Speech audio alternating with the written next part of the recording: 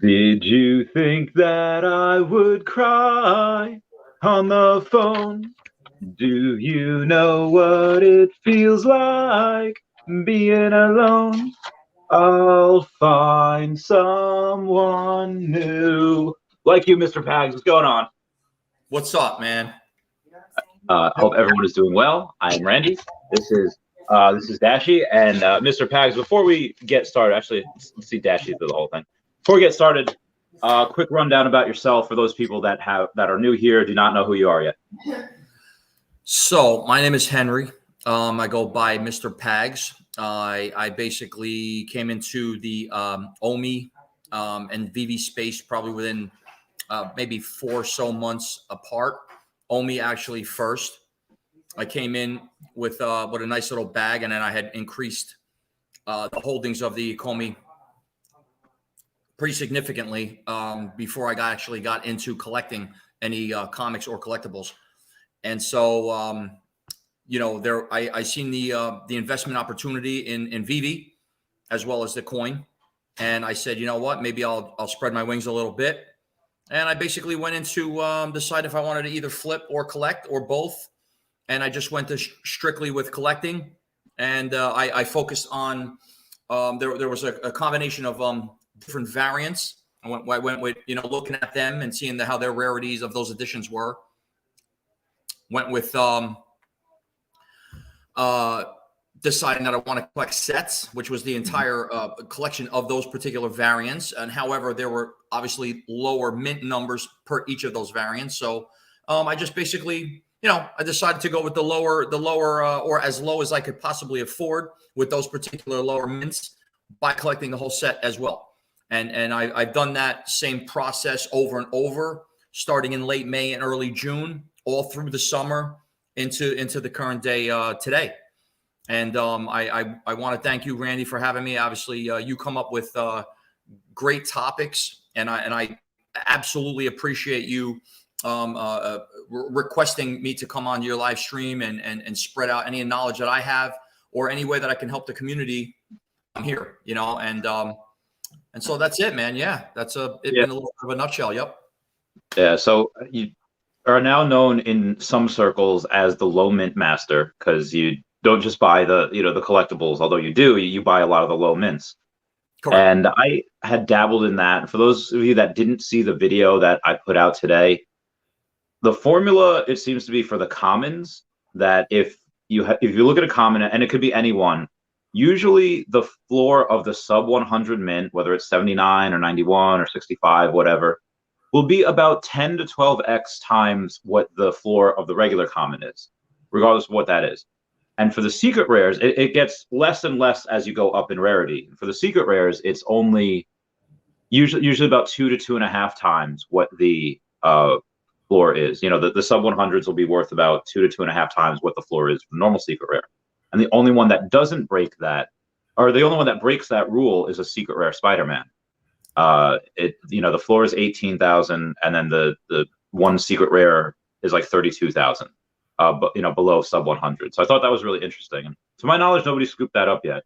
But you mentioned yourself that you have a new strategy you might be working on. What have you done in that so far? Have you done anything? Let us know. So absolutely. I'll dip in. First, I want to say what's up to one of my boys, Jeffrey Winnick, right there. He actually, I basically was working hard buying comics, a little bit more on the comic side. Versus collectibles. That's right. While everybody was eating hot dogs, and and I make that a lot of people I've been getting. What's up, Omi Queen?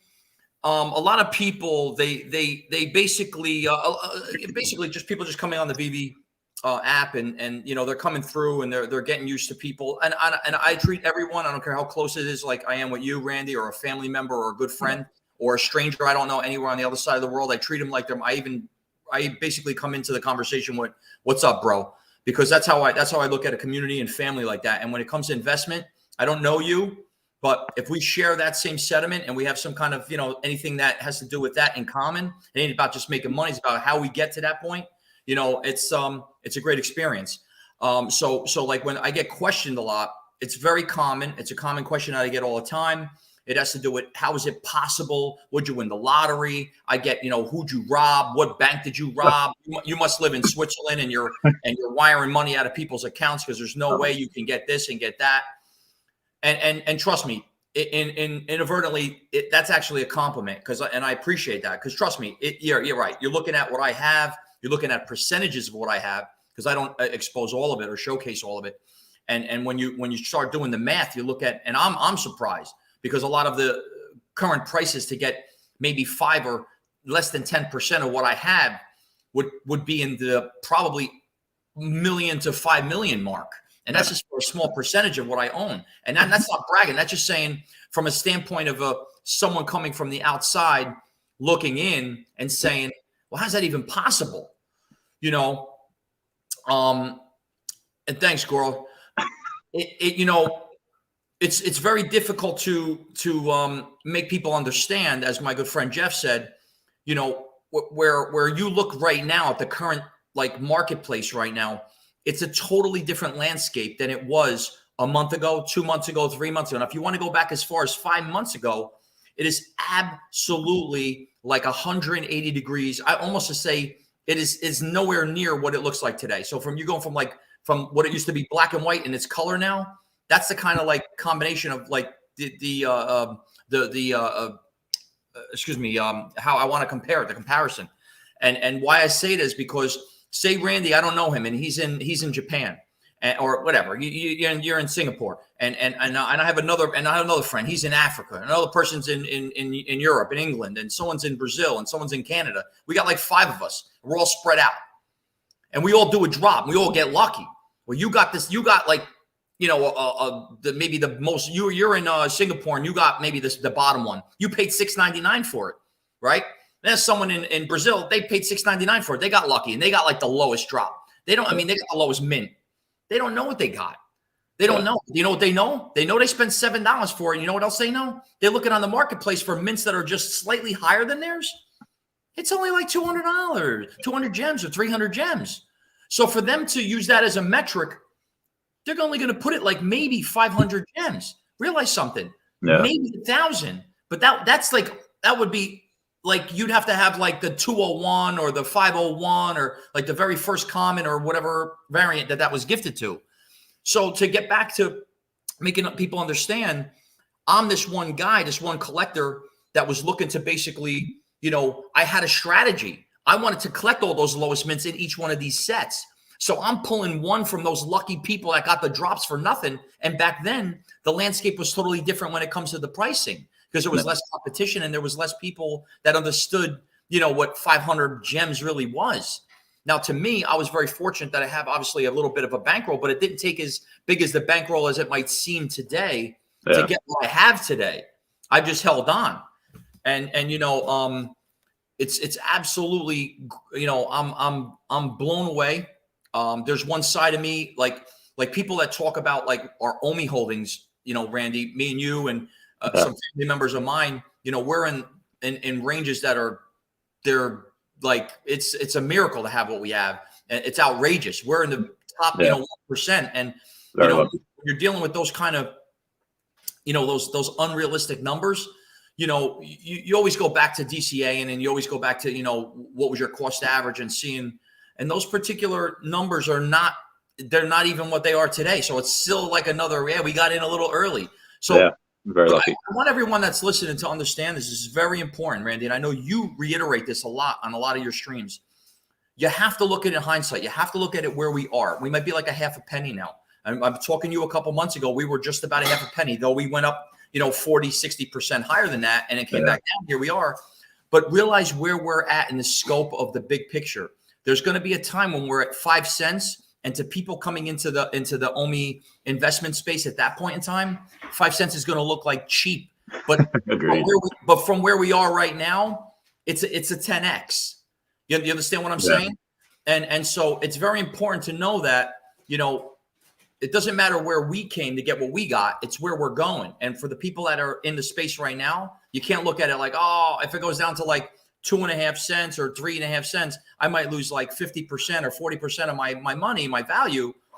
You may, but for the upside that you'll miss out for, it's worth that risk. And worst case scenario, if it goes that low while you got in now, you can always DCA in, and then you'll bring your average down somewhere between 2.5 to 5.5 cents. So it'll be like somewhere around like, the 4 range, 3 or so, which is a significantly low cost average.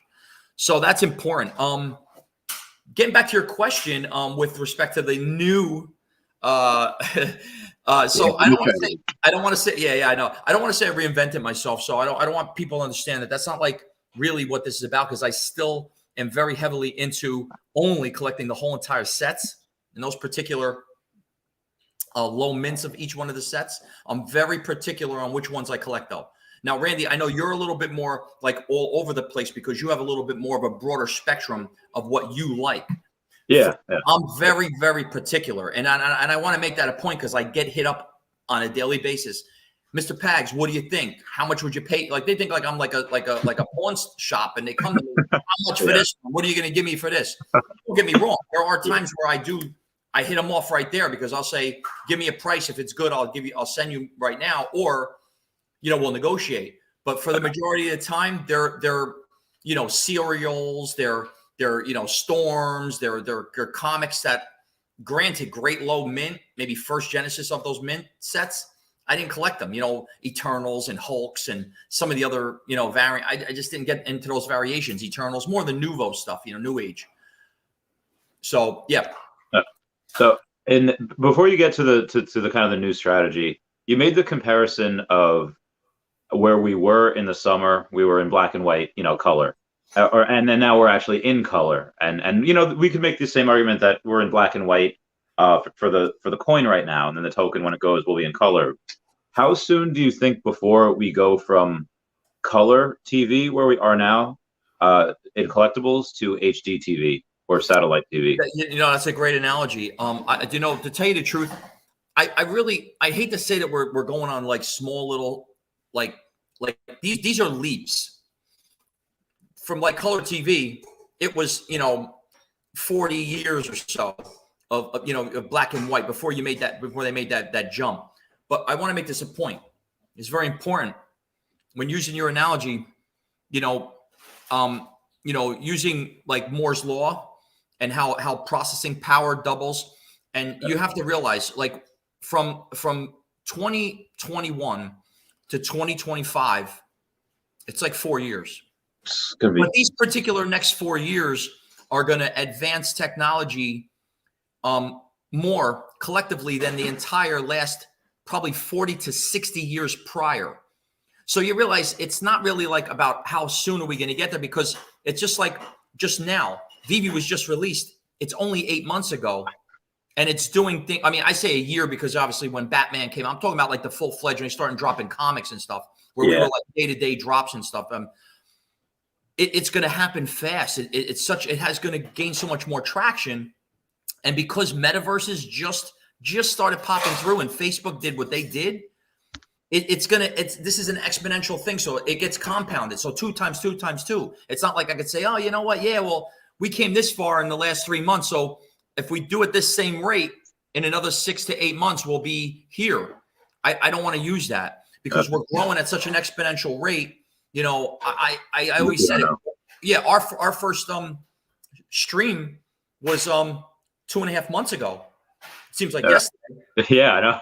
It seems like in another 2 weeks it'll be like 3 months ago. And why I make that a point is because in 3 months ago, if you look at our stream, we might have been talking the same metric with respect to what the current price was at that time versus what it is now, which is fine. Okay, but when we talk about collectibles and comics and what their particular valuations were then, they're a lot different than they are now. I mean, the Spider-Man SR, or, the Secret Rare is significantly higher. There's a lot of things that are significantly higher. I mean, even MC1 commons, they were $40 and $60. Now we're talking $200, and that's just a common. Yeah. So these are, I'd hate to take a guess at that, but I just want to get. I want to get into this conversation, bro, because I'm so pumped about it, man. Okay. I know people are. Okay, so I haven't really gone too much into, or really at all, into the sub 100. The only reason I got that Secret Rare Loki Gator that was sub 100 was because you were on like either on my stream or you're on my stream. It's like, get it, bro, get it. And I was Always. like, yeah, okay. So and when you say to do something, it's for me, it's usually a good idea for me to do, not for anyone else. It's not financial advice, but yeah. What's the new strategy? What have you been cooking up? What do you think will really help you in the long term because it's really undervalued right now? Great question. So I focused a lot of my time and effort focusing on low mints, and not more and than any other reason is the fact that we're limited. Okay, that's funny. Does it have the long wire? The long wire? Do you have? Yeah, that? the way you can walk around with it. Is it? Oh, you have the cordless. It's just attached to the phone. You got to stay there. Long wire. You could walk around with that stuff. That's awesome, man. I think that there's an understanding that people believe that if they have a low mint, that they have this one of a kind thing, and you know what, they're right, and I want you got to keep that same narrative. You have to understand that is true. Sure. But don't get locked up into thinking, oh yeah, you got this $1 million item, because there might be other ones that are lower than you that obviously a big buyer is going to come in. If they can afford something on your third or fourth lowest one, they could probably get the highest one, meaning the higher valued one. But what's important is what I kind of changed a little bit of my gears a little bit, and then this is not to do with why I'm not going against low mints. I'm still an advocate of that, and I still absolutely focus directly on that. But I have some resources, and I have a real good resource. I won't mention his name right now. Mm-hmm. Let me tell you something. We came up with. I was trying to do a little bit of like effort to try to calculate all right. So let's just look at it like this. You see how we start collectibles at number 41, arguably, right? Mm-hmm. And it goes higher. So 1 to 40 is not there, right? Right. Obviously, the argument could come with comics. It could start at a 201. 451, 501. There's even some of the Avengers was even into the 148, 150. Just realize there has always been an argument. Well, when Veve, they're holding all that back when they release them out. However, they incentivize them. Maybe those real true number ones up to number 40 are going to have more value than your 41s or 40 whatever, right? Okay. For collectibles, I want to make a point. Every collectible is basically the same. Like you have a specific amount of, you have a common that starts at 41. You have an uncommon that starts at 41. You understand what I'm saying? Yeah. It's important. Comics take up different type of metric. They share the whole edition set. Okay. And that's important because you'll have a whatever you have for, say a 201 for a common. And then, maybe the uncommon will be a 206 and so on and so forth through the secret rare. So, but the fact remains that there still may be lower mints that are not released yet and showcased by Veve, and they may come out and there may be buyers at those times. So it may, not to say that it will, it may possibly, you whatever you might have or what I might have might be in less demand, which may affect the price and, inadvertently, whatever. That's another argument for another day. Yeah. So what I believe is this. What I know is that it's on the bottom end, but on the top end, there are only a limited number of editions. So I know we talk about, floor prices, but what we really don't talk about specifically on those floor prices are the actual top, very last, maybe 5 mints of the set. So is that where you guarded off? Because the first 60, let's say from 41 to 100, they're like the first 60. Correct. So the top, like let's say for 30,000, it's 29,995 and above. Or do you think like 20? Okay, so it's and I want to make that clear, and I want to make it clear why, because when you work specifically with comics, obviously collectibles are similar too, but in the sense of the last mints, there's only one number. It's going to be the secret rare, or it's going to be, or it could be a common, where you could match the variance of collectibles with those particular other collectible variants with the same number. So you can have firsts, you can have 4 41s or 4 1000s or four 4000s, or you know what I mean. You could, or five Yeah. of, you know what I'm saying. Collect comics, you can't do that. So every single variant is going to have its individually high digit number. So I say 5 because I just make the assumption that between the last 5 up to the the final 5, there's maybe one of the mints could fit in there. Worst case, maybe it could go back maybe 15 or even sometimes 20, depending on the secret rare could come down, maybe into the 29 or say 39 or 49,950, say, and higher for the last one. But those particular like common and uncommon and at least rares, they could come probably within the last 3 or 4 of the last 3 or 4 in the whole set. Okay. And why that matters is because Veve's not holding anything higher than that. Those are the final frontier when it comes to the last and final. So those are going to hold. Those are going to hold premiums. And though it's like it doesn't matter the first, because I want to make this a point. And I always made the point of the collectibles of, say, autographed sport collectibles, or say you had like a basketball that's signed by Michael Jordan. He signed 100. Well, one of 100 might be the most, but I'll tell you what, number 2 might be a lot too. But what if someone had the 100 of 100? Yeah. You understand what I'm saying? That's a good point. Like, where would that fall? Would that be like worth more than the 5th one, the 2nd one? Like, this is what I'm trying to say. If Veve had Michael Jordan collectibles or Michael Jordan autographed items, and they released, say, they started at like number 10, and so 11 was the first ball that was signed. So 1 to 10 was like being held by Veve, but they let number 100 of 100 go by. Honestly, I might want to rather have a 100 of 100 than a number 11.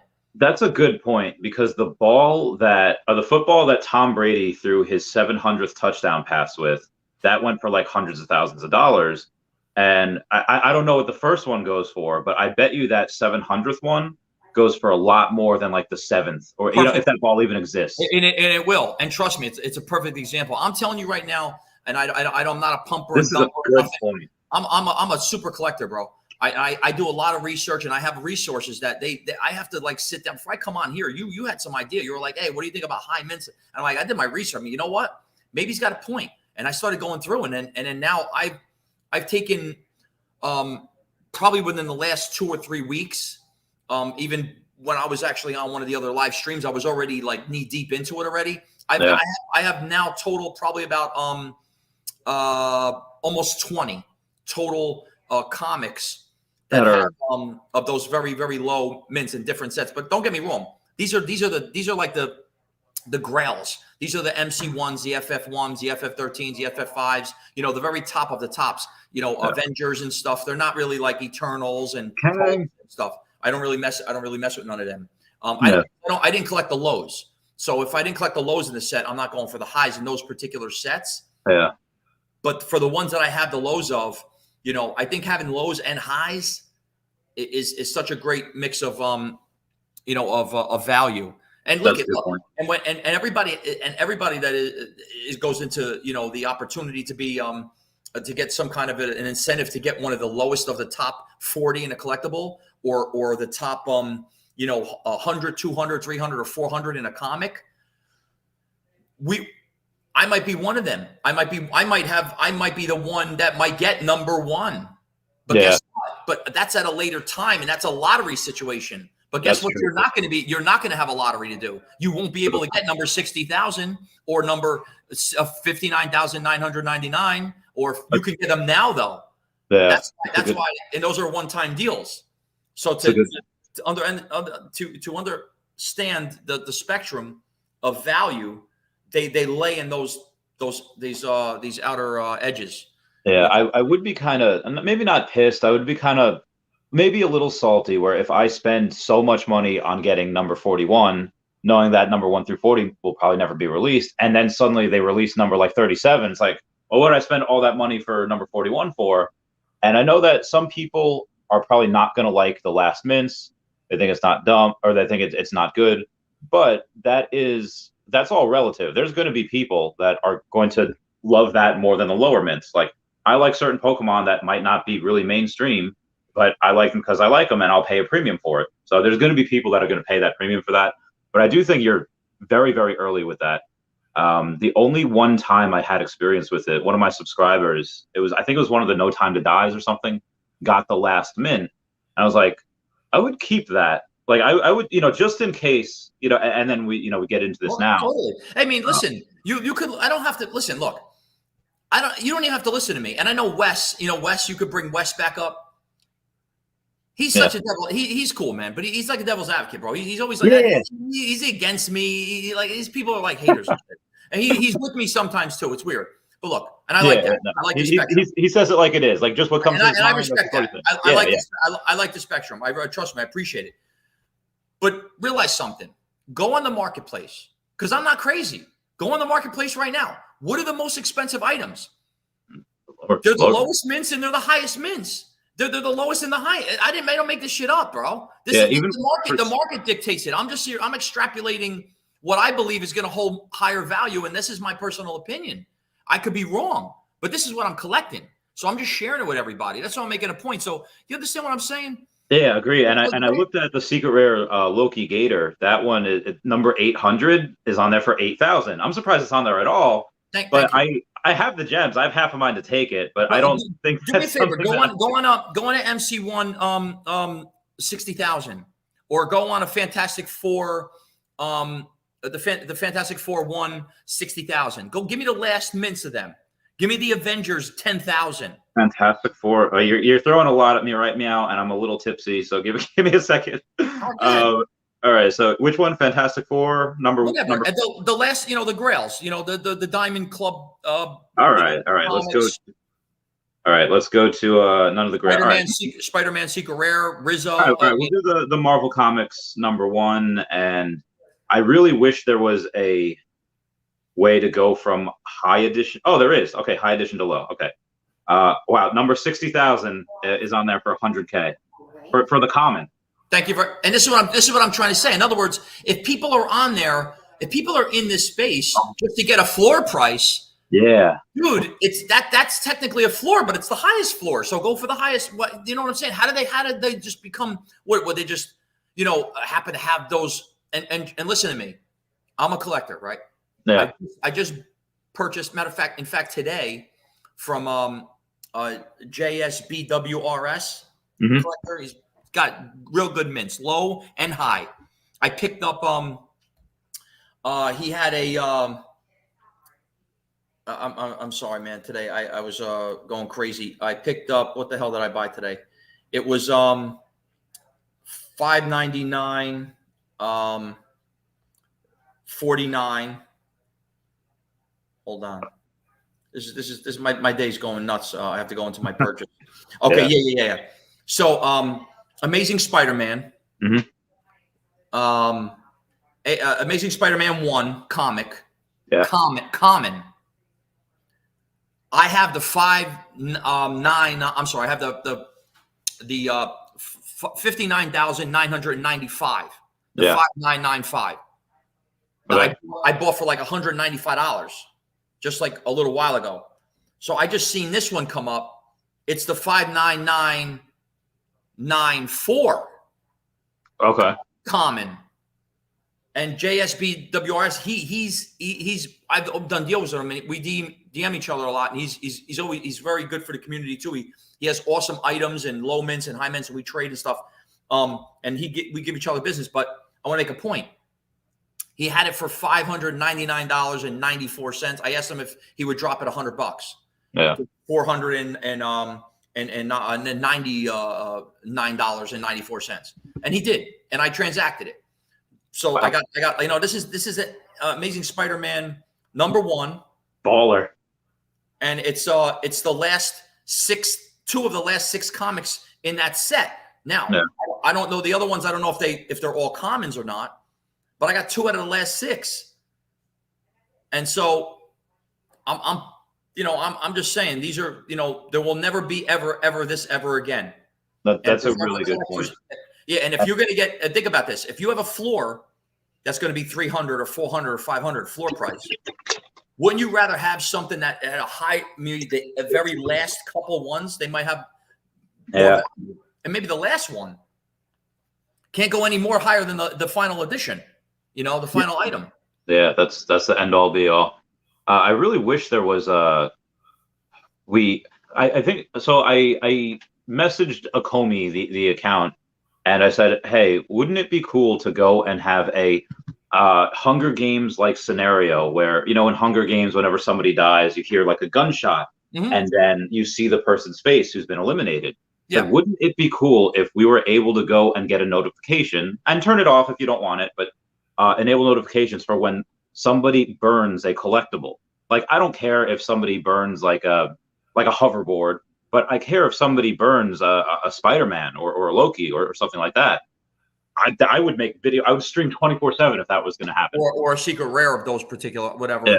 Yeah. And he did say in the Veve verse that is something that they will definitely look into. Is like, all right, let's go.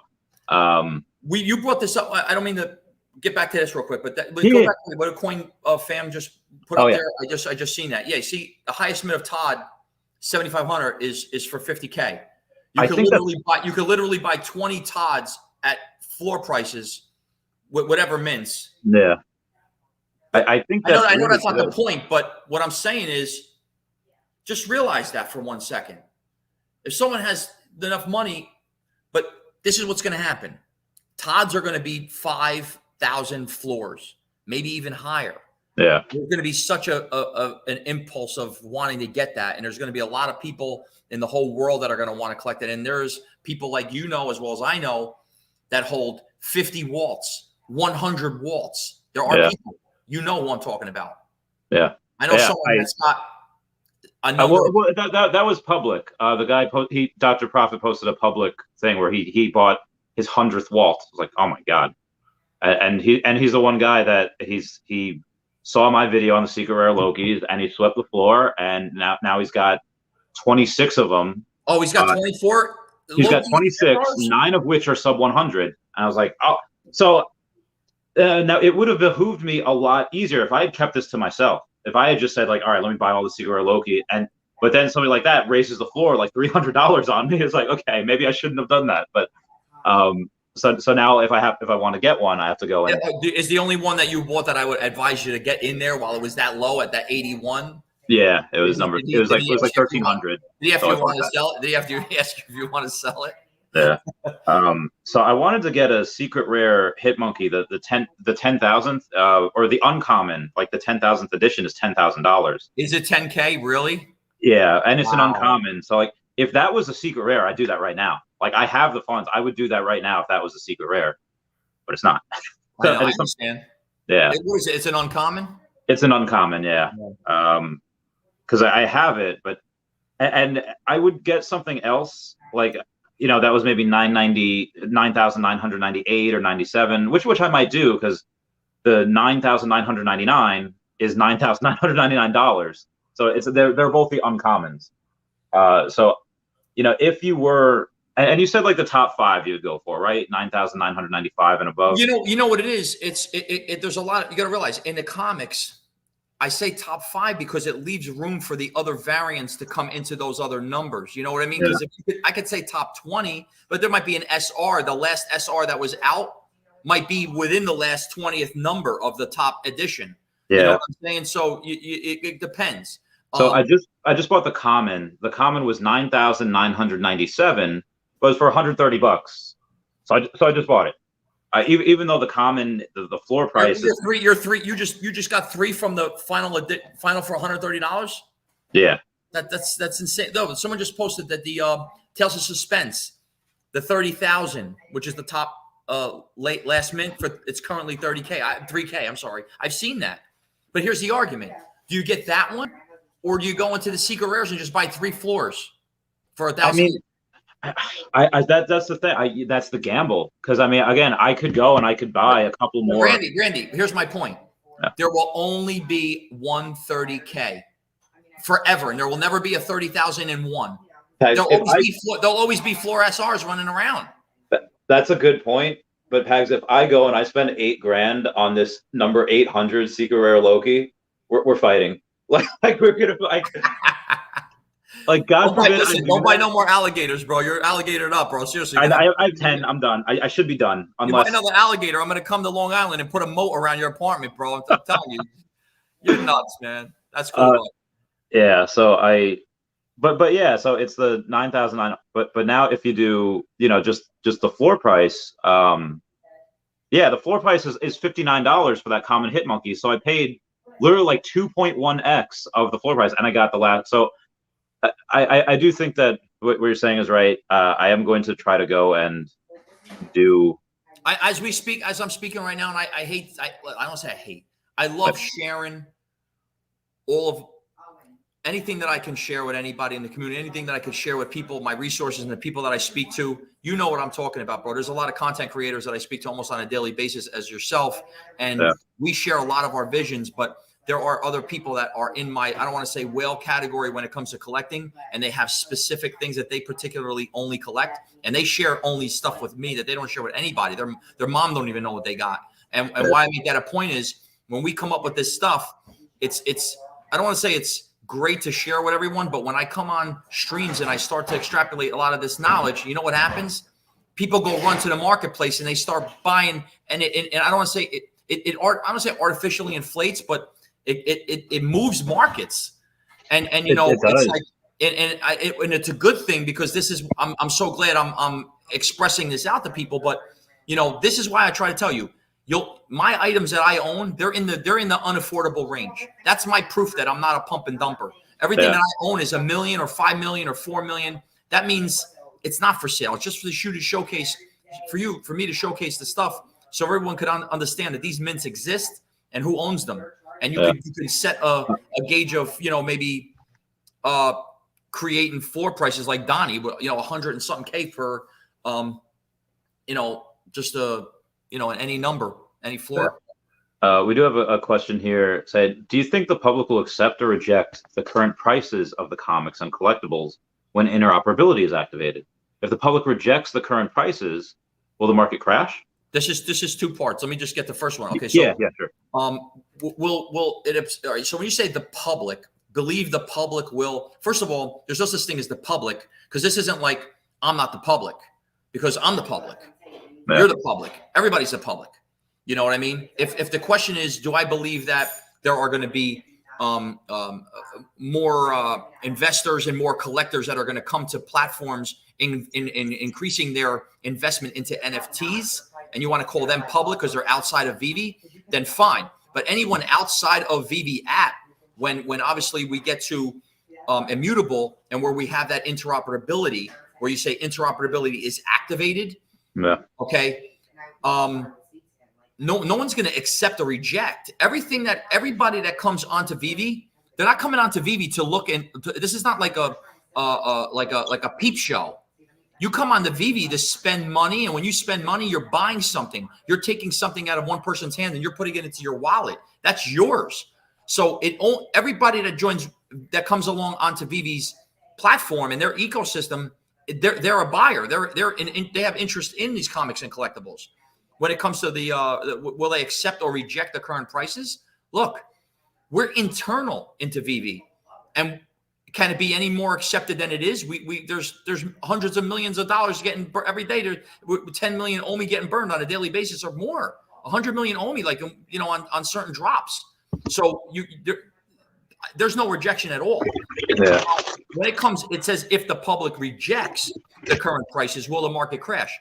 That's a redundant question, because of the first part. I don't believe anything's going to get rejected. In fact, I believe we're going to actually go into such a high demand that we're going to be in low supply. I don't think there's going to be enough to go around. I mean, look at it like this. Use items that we have to answer this question on the actual app right now as an example. Look at Donnie. Go on Donnie and look. Go on. You forget about Donnie. Go to the 007 ticket. We can't even get the whole entire set of the tickets listed for sale. Forget about that'll never happen. Donnie's got 150 Donnies in existence. There are under, I think, 6 or 7, maybe the max, for sale. So that's for sale. So if anybody wants a Donnie, that's the only place they can go. There's nowhere else to go. So where's the other 140 other Donnies? Where are they going? So what I'm saying is there is going to be such a huge demand. There's going to be I'm telling you, there are going to be people, I don't want to say like myself, there are going to be people that have a lot of collectibles and comics that they got the floors, that they were just buying like MC1s or Fantastic Four ones because they're like the grails, and they get them and they're just stashing them. Those are the smartest. You know why? I'm not saying they're smarter than me, or I'm saying because I share that sentiment. I have my little brigade of those particular volume plays. You know why? Because when we do get these other avenues of marketplaces available where the interoperability is that seamless, you know what happens? We're going to be able to throw these on we're going to be able to name our prices, you know, and however it gets transacted, whether it's USD Tether, Ether, Bit, OMI, and it's on to the races. And that's going to bring more people to Veve because you're putting out a Veve item out into the marketplace and they want to know the origination of that. Oh, wow. You know, because you see things on OpenSea, it's wherever. Yeah. It's just on their iPad, they created, you know, this artistic representation or something, created a set of them, and now they're this thing. But that's not like, it's not tied to a tokenomic platform like Ecomi. You know what I'm saying? Veve's a whole nother beast, bro. Like totally. It is, and I can't wait for, like, again, regardless of what we do or think when he was talking about, if the public, every single person on the app right now, or let's say even 90 to 95% of them do reject those prices, I don't think that will matter in a year from now when we have, you know, 10x the amount of people we have on here. You know, we could be writ small by, you know, the masses that come in and they just decide what they want. So majority rules. You know, if you go and you get a lot of people that come in and they decide they like something, it doesn't matter if 99% of the rest of Veve decides that they don't like it. If 1% of people think that they like it and some of them have some money, that price is going to go to the moon. And that could be tens of thousands of people. So realize something. Tens of thousands of people, bro. I don't even know if you just look on look on like say the a secret rare. Just go to Spider-Man in general, right? Spider-Man is common all the way to a secret rare. All right, the collectible. Mm-hmm.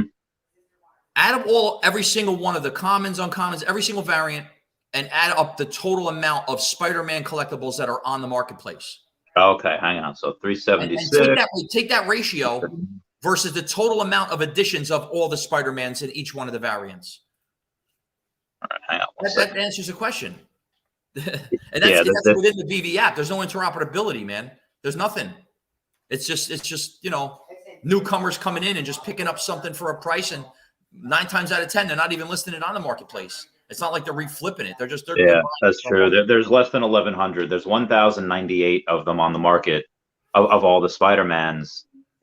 And, you know, so 1,098 out of all the Spider-Mans, there was 32,000 of just the common. Okay, go ahead. 32,000. There's 1,000 SRs. That's 33,000. Okay, and then the ultra rares, we got 2,500, so that's 35.5. Right. And then the uncommons is 16,000. Okay, so you have 51.5. And then I went to profile real quick. Hang on. And at the 51.5, we got the rare, which is another 9,000. So 60,000. Right, 60 grand, arguably, right. So 1/60th of that is on the market, give or take, which is, this is what I'm trying to say. So when people, you know, the question when you're talking about, like, bro, there's not, and that's what's available. Yeah. And some of those are going to be outrageous prices. People like you that are just saying, hey, I have this, that really aren't for sale unless they pay like $1 million or, you know, whatever. So, and also on December 28th, when they take off the listings of everyone that's been on there for a month, if you're on there for 30 days or more on December 28th, that gets taken off. And that's going to be ridiculous because a bunch of people, we're adding 20,000 new people a day minimum by that time. They're going to have a couple 100,000 people coming in that aren't going to realize that. Oh, this is the floor. This is what I'm trying to say. And that's why, you know, everybody has a, you know, I don't know what to look. You know just as well as I know when it comes to the numbers, right? But you have to take that into consideration, because when people look at like an item or they look at a common or an uncommon, they start like this deductive reasoning and they try to like justify stuff. People don't realize what's going to happen when the masses hit. We're like in this little league stadium and we're going to like the big leagues in one swipe. There's not gonna. It's not like we get to go through the minors and AAA, and it's just you know what I mean. It's little league to majors and instantly, and that when you don't have enough inventory available, the demand just sends the prices into the stratosphere. Yeah. So I want to address real talk here real quick. I had a video the other day saying that there will be some people that, whether it's 4chan or like Reddit army, there are just going to be some people that are going to be like, hey, me and my rich buddies we're going to take over this market. They could be on Wall Street, they could be doctors, whatever they want, and they could say, hey, instead of paying, let's just Secret Rare Loki, just because I'm pretty intimate with that now. I know what you're going to say. Yep. Yeah, and instead of paying like, hey, $1,000 for one, why don't we get 10 of us, and we pay $100, and then we burn that, and and then we can burn 10 of. They could burn that so easily with not a lot. One person could do that by themselves, just to watch the world burn. But people like you, that you don't need to do that because you have so much money already. Like there's no. But again, would you do that if it's like for fun? If you ever. Look, I always said this, and you are on the same level as this. When it comes to like a philanthropical, like we will be donating things, and I actually, as we speak right now, I already give away my Captain America uncommons, and I've been doing it, and I just been doing it as infrequent or as frequent as I want to do it based on I attached it one night to if people can pick a lucky number, and I do it sometimes who could be the whatever milestone of how many followers I have on Veve, and whoever becomes that one. So I give them away. So I believe in that, and that's cool. And that's awesome. But my point is, when it comes to this stuff, if I have extra stuff that are a little bit more into like, because they're talking about whale groups, I think it would matter more if it was like secret rare stuff where things are a little bit more, where the additions are a lot lower and stuff. Yeah. If I have an extra and I have that kind of value and it makes, dollar sense, I'll look into it. But it's a great idea. I know a lot of people disagree with it. I mean, there's a part of the whole burning part of just burning items for whatever incentive there is on the app, and that might come about. Maybe I'm not too big of an advocate of that, though, to be honest with you. But when it comes to like what you were saying, I mean, it can happen. I don't know how, when you're looking at it from the top down, I don't know how valuable how it would make it. Yeah. If it really mattered. But scarcity is scarcity. I mean, look, you just said it yourself. Dr. Profit, he owns 100 walls. Yeah. I mean, that's insane. Yeah, and he's the one that just did that just because I guess he has daughters. He said that, like, I'm leaving this to my family, and then another post said, I'm treating my 2 girls tonight. So I unless he was talking about his Elsas, like he's like, but yeah, like some people, again, I've seen this in the Pokemon market before, where a bunch of, pandemic hits, a bear market hits, and then people like that can only afford to spend 3 figures or 4 figures, a couple hundred, a couple $1,000s. Mm-hmm. Suddenly they have to sell because they lost their job, they can't pay their bills. But people that are spending 6 figures on Pokemon cards, or in the high 10 figure, or the high 5 figures, they don't need to sell. And the same thing will happen with this. People with money, they can buy whatever, and they don't need to sell. I mean, there comes a point where it even becomes an accounting issue. I mean, will it? I mean, if I have to pay tax and I got to give Uncle Sam 10 grand or 30 grand, well, you know what? If I burn a $30,000 secret rare, is it going to affect it? Will my accounting be able to reflect that? Because if that's the case, that might be a win-win. If I have to, I'm going to get rid of it somehow. You know what I'm saying?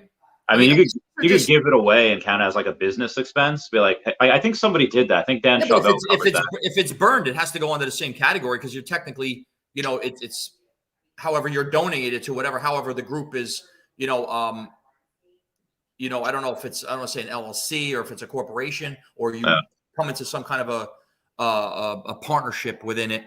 But yeah. Yeah, no, that's a good point. I mean, again, just count it as a business expense. Say like, hey, thanks for doing business with me, sign this contract, here's an Elsa, here's a wallet, whatever. I mean, if you're somebody that has, let's say, like a toy company or whatever, and you sign like a $10 million deal, what's a $10,000 wallet for you? Just cost of doing business at that point. Randy, I mean, listen, I could get really creative. me and you, we can open up. We can in Viviverse, we can open up a freaking little house called the Burn Clinic, and you go in it, bro, and you know what I'm saying. And you walk into the burn clinic. We'll have like a red cross on it, bro. It'll be like it won't be like an emergency burn, like you're getting burned, but and you can walk in and you could burn your items. And you, and I think there will be. I hope there probably won't be, but I hope they make the thing like you ever go to Burning Man or you know what it is, all right? Yeah, I never did. Yeah, that where they go. My girlfriend loves it, and they take like a giant like duck or they make like a giant fire pit, whatever. Yeah, and they burn it and they make a thing of watching them burn. Yeah. And I was like, oh, that's really interesting. If they could do that in the Viviverse, that's a little cultish, though. I mean, I'm not, I'm saying. that would be fun. Oh, so did you say before? I might have missed it. You want to sell a secret rare Spidey for a common? Do I want to sell a secret rare Spidey for a common? We said why Pags wants. This is West, bro. Okay. West, well, we got DeLargo that always loves your perspective. We all do, and everyone wants the Burn Clinic. Yeah, I do think that giveaways I'll definitely continue doing, and but yeah, most of mine. Most of my charity will come from Omi sales, and I'll do that. But these are fun. These are yeah. CoinFam just posted about the NFTs at LLC expense. Yeah. You have to look into it. But I'm telling you, listen, look, if you get taxed on profiting from a sale of an NFT, any kind of a donation of an NFT rides the same wave on the opposite end. I mean, that's the way it works. I mean, and look, and I don't want to. Because everybody, yeah, I'm gonna start a cult. Alt, bro, you're gonna be the front. You're gonna be the face.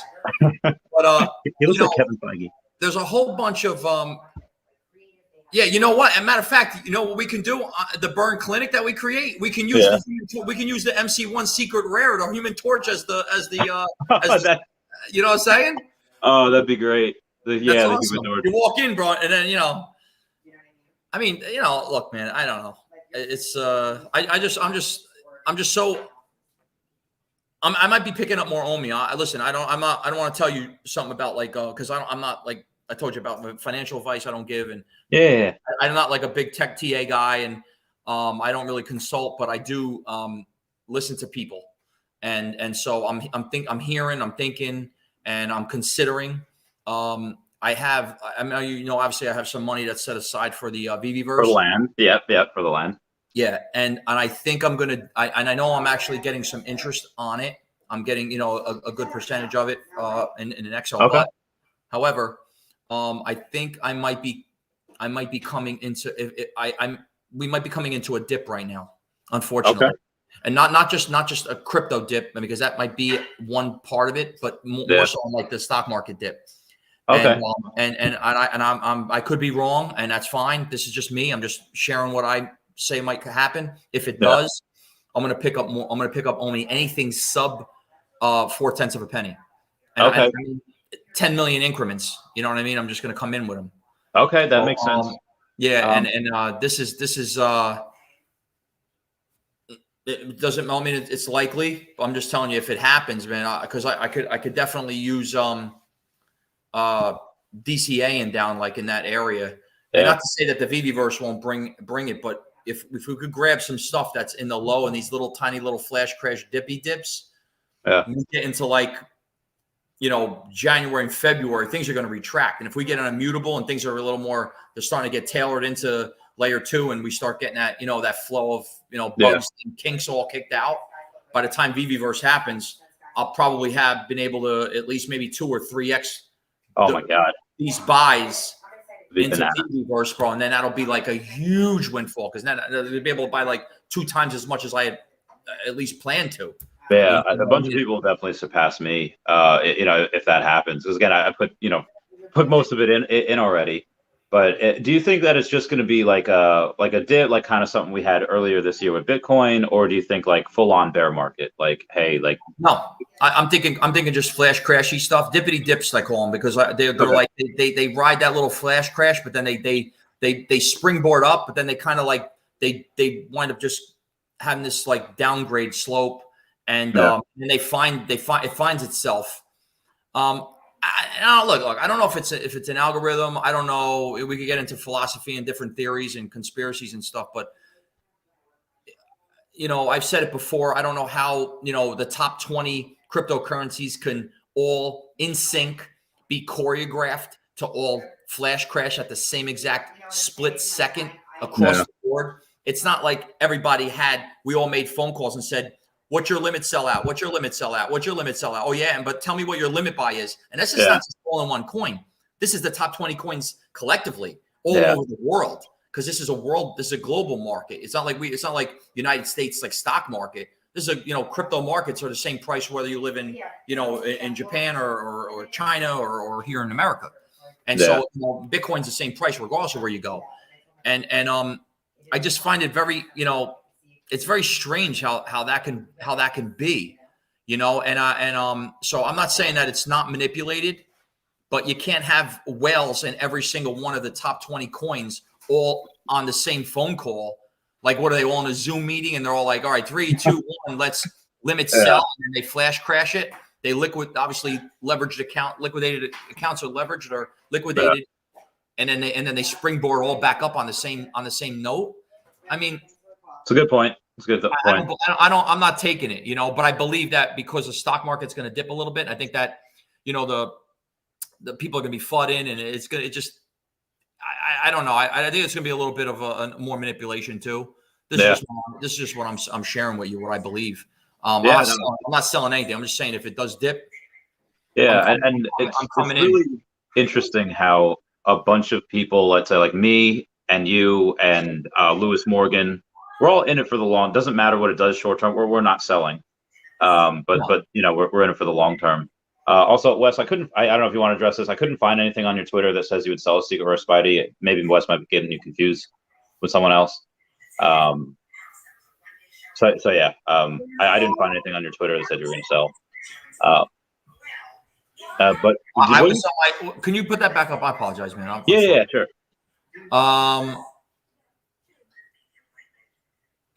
Wes, you know what?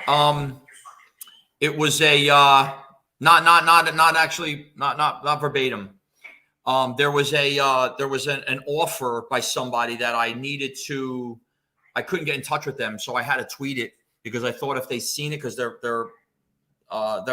follow me, they would respond, and it had to do with a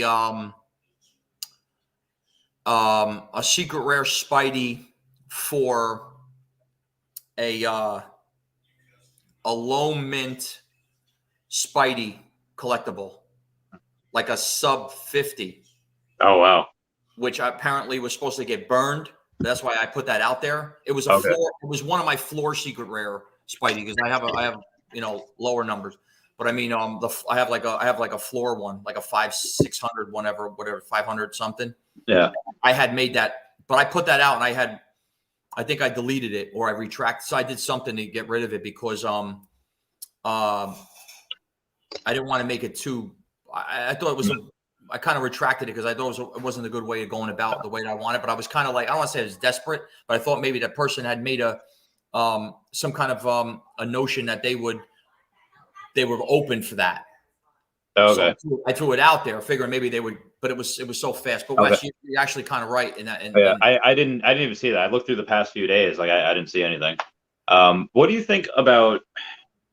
Again, you could play offense, you could play defense, and you could play sabotage. What do you think about people that, let's say we know somebody's collecting all the 42s or the 47s or the number 69s, because for the memes, and then somebody thinks like, well, they can't get all of the 41s because I have a 41 and I'm going to burn that 41. So they burn the 41 so nobody can get all of them, and now the only complete set you can get is the 42s. Is it now? I don't think that Veve should interfere with letting people not burn certain things. Is their NFT? They should be able to do what they want. That's freedom. That's a market. But what do you think about that? Are things going to get a little dicey with people? Like, why would you burn number 77? I wanted that. What do you think's going to happen? Yeah, there's no rhyme or reason for that stuff because obviously there's things that people do for spite, but at the same time, I question the validity of the reasoning. Why? I mean, for what point? And what what's the point? Yeah. I mean, if I am a multi-billionaire and you're a newbie and I'm that guy and I got something that you need and I'm that kind of person that does that. These are just such rarities in the industry. That's a good point. I don't even see that really existing No. for that example, because any other scenario, the person that if they weren't a billionaire, why would they do something like that and burn something that has so much value? I mean, you know, I you know, it's the question is kind of, it's weird, but I mean, I don't know. Yeah. I would never support that. I mean, it would be somewhat of a kind of a punk move. That's true. That's true. Shortest crypto winter in history. Did you get any immutable X? Did you say like, hey, well, Omi's on immutable X, maybe I should look into the coin and see what other projects it has? Hi. Hi, how are you? How you doing? So yeah, my wife just made some meatballs and what is that? Is that a ravioli? What is that? Stuffed shells. Oh, stuffed shell. That was so cute. She just fed you. That was a dog. How was it? Good? I'm a dog, bro. That's what you got to do. You get dogs get fed. No. But great question, Brendan. Truthfully, it's so funny because I just was talking to my brother-in-law about immutable the other day. I was like 5 something. And I was like looking at the chart. And you know, it's like saying, yeah, but what is immutable? It's layer 2. But what layer 2? It's Ethereum. Oh, wait a minute. Why Ethereum then? You know, you can keep going like, you know, down. How far do you go down? No, that's a good point. I think for any money that I'm going to put into anything, for my diversification, it has to do with what I believe in, what I know about, the team that's involved. You know, for me, immutable X is just like me calling you up. Come on, Randy, we're going to the Borgata. I got this limo. Let's go get to play some blackjack and shit. You know what I mean? It's throwing money around. And I'm not saying that immutable X is that much risk because it'll definitely do well. But if, for dollar to dollar, I'd rather just have more Omi. I mean, that for me, that's where I'm at. Or you know, maybe pick up some either Cardano or XRP on the low. And these are just because they're you know, where they can bounce from here because they're on the lows. I think I'll supersede any of the immutable X stuff in the short term. That's my personal. All right, that's a good point. Some people are thinking that because Ethereum, where gas fees are absolutely insane, and Ethereum layer 2 has been just been delayed for months and years, and who knows when we're going to get it. They're thinking like, okay, well, if normal people, you know, if most of the public, the masses start to really get into crypto, and they look at Ethereum, where you know most of the trades are done on the Ethereum blockchain, and they say, okay, well, why would I pay as much in gas fees as I would for the product that I want when I could just pay in immutable X or at one point maybe hopefully pay in Omi? That's why I think a lot of people are really bullish on immutable X with the 0 gas fees. Yeah, I mean, from a developer standpoint, 100% yes. But from an investment standpoint, like I said, I think you get better bang for your buck out there if you're just coming into the industry. When it comes to developing and where you need to go, I mean, you have to find your place. I mean, I'm not in that field, but I know, you know, that's where it's going and that's where it's headed. I mean, and I don't get me wrong. And then that layer 2 is going to get saturated because it's just, you know, I mean, and as time goes on and it'll just create either more layers or they'll expand it somehow. That'd be crazy. Oh, definitely. This you got this guy here, Jerry Kovaru. Yeah. Kovarubius. Yeah, I think it'll stack up 10 plus of one NFT. Like I just did on the Secret Rare Gator Loki. Yeah, do you think that's a good strategy, or should you focus on getting one of each rather than stacks of it? I mean, I guess to each his own, but what's your opinion on that? Yeah, I mean, like I obviously when it says getting one of each of the NFT, you know, so collecting the whole set. Look, Randy, we've talked about this, but we never really got into too much depth. And Jerry, this is a great question because people have different, you know, someone only has maybe $500 or $1,000. They have a budget. I mean, it just has to do with budgeting, right? If you have $1 million and you could have everything you could have all the above. You know, you have tens of thousands of dollars, you can have all the above. So it's not one or the other. But everybody with the like $100 up to like say $2,000 or $3,000 budget, and they want to come into Veve, and then it just becomes these questions matter. You know what I mean? Because it's like an average of what someone has worth their value. Yeah. Look, let's go to comics because it's very important. Secret rares I always go to MC1 because it's the most common and one we could talk about because we know the numbers, right? Yeah. There's only going to be 500, like the secret rares that are going to be available, say 600, whatever, however you want to cut it, 500, 600. All right. If you collect the entire set of any comic, there will never be more than the amount of the secret rares in full sets in existence. That's a good point. And I mean, and I'm going to tell you what, it even gets even more scarier because there's people who own more than one secret rare of particular comics, as I do. And so when you have people that own more than one secret rare, that diminishes the amount of total complete sets even more so. So now, not only did you just limit 5 comic sets because there's only a limit, you now have to go down to a 4 comic set, which is now the most how much the ultra rare editions are. Yeah. Some are 1,000, some are 600, some are 500, some are 1,500. So that's as many 4 comic sets that are ever going to be. Yeah, So, I've seen that with Pokemon as well, where it's like, hey, once the PSA 10 holo gets out of reach, because at one point it was $800 or $1,000, and now it's 3 or 5, however many thousands, you can't get the PSA 10. Well, get the PSA 9. So yeah, I think at some point people, when we are able to say, hey, let's sell multiple collectibles, or we could sell a set, at a time instead of listing them for each. I think that at some point you will see a lot more sets of 3 and 4 as opposed to 5 because a secret rare is just out of range. Right, and guess what? But see, you're going more for the affordability. I'm going for the millionaire that is going to come in, and it doesn't matter for price for him to go to try to contrary to what you're saying, where you're saying where it's just out of reach in the terms of affordability. I'm not saying that. I'm saying I'm a millionaire and I'm coming in and I want a complete set. I can't get one no matter how much money I got. You know why? Because I can't get, because there's only 500 people in the whole world that are going to have the capability of owning that one full set. So no matter how much money I have, I'm what I have to do. I got to buy the whole full set from somebody. You understand? That's why I see what I just said. That's why I say that a full set is going to have so much more value than each of the individual mints, because those particular secret rares are that's as many full sets as you could possibly have. So, I mean, when you're talking about a particular like comic or collectible, like Spider-Man secret rare, like you're going to have only 1,000 people that are going to have Spider-Man sets in the whole world. The first digital Spider-Man ever in the history of NFTs and ever, Spider-Man and Marvel. There's only going to be 1,000 people that are going to have, and guess what? I have 2 SRs, and I have a couple of rares, and I'm just making a point. Yeah. Think about this. I'm just me, myself, and I'm just one person. I'm actually keeping a full 1,000 people from actually having a complete set. And I know people that have more Spider-Man SRs. So really, how many full sets of Spider-Man are there really going to be in the world? 300? That's maybe a good point.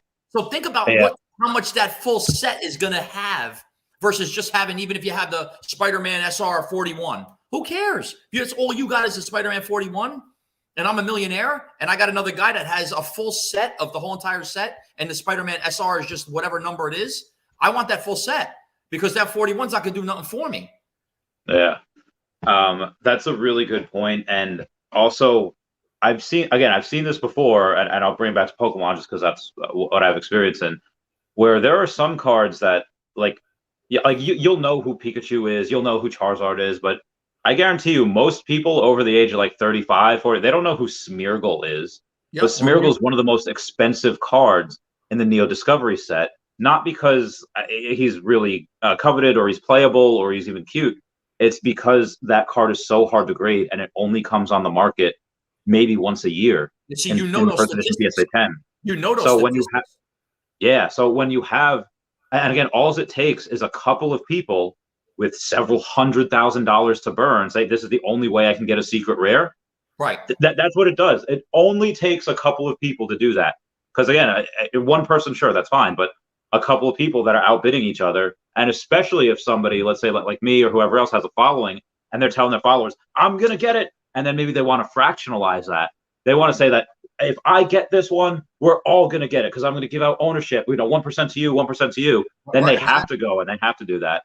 Yeah, could be huge. And like Mewtwo and stuff. Like, listen, there's a whole bunch of different, and that's another thing. We're talking like what we're talking with these like comics and things like that. When Pokemon starts to break this ground, can you imagine Series 1 Pokemon? Then there's going to be a Series 2 Pokemon, then a Series 3. We're just talking about just getting Pokemon. There's going to be secondary and tertiary and series sets of them. So I'm just for everyone that's watching, try to collect the full set.